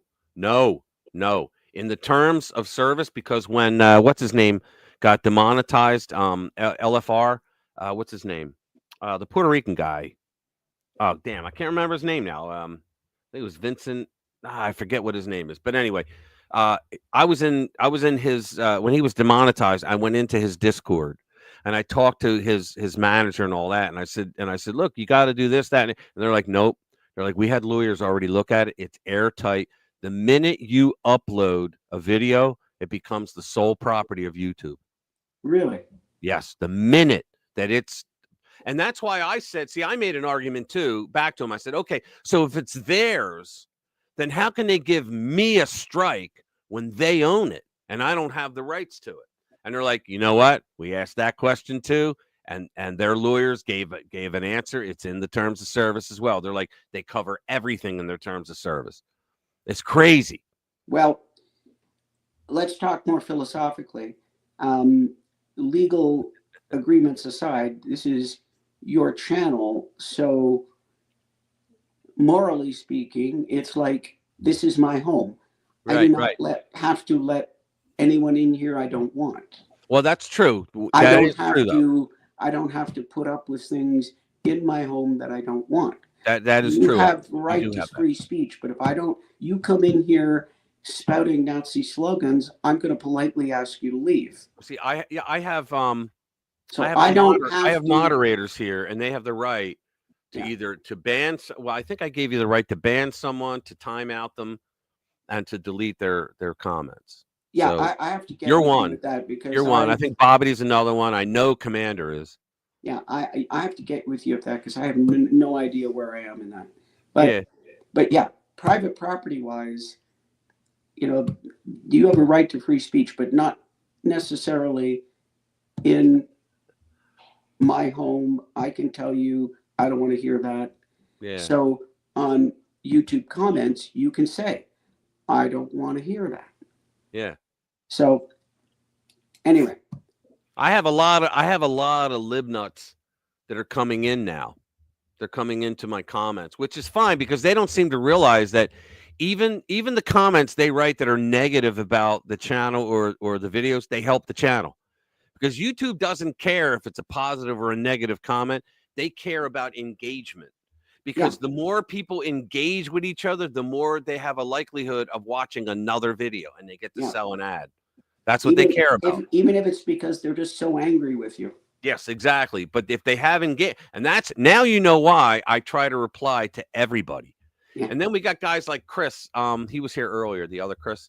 He just writes, or it's a she, I don't know, right? Just writes, "Good morning, Rich," and that's all she writes. That's like what you used to do. I'm just writing this to help with the algorithm.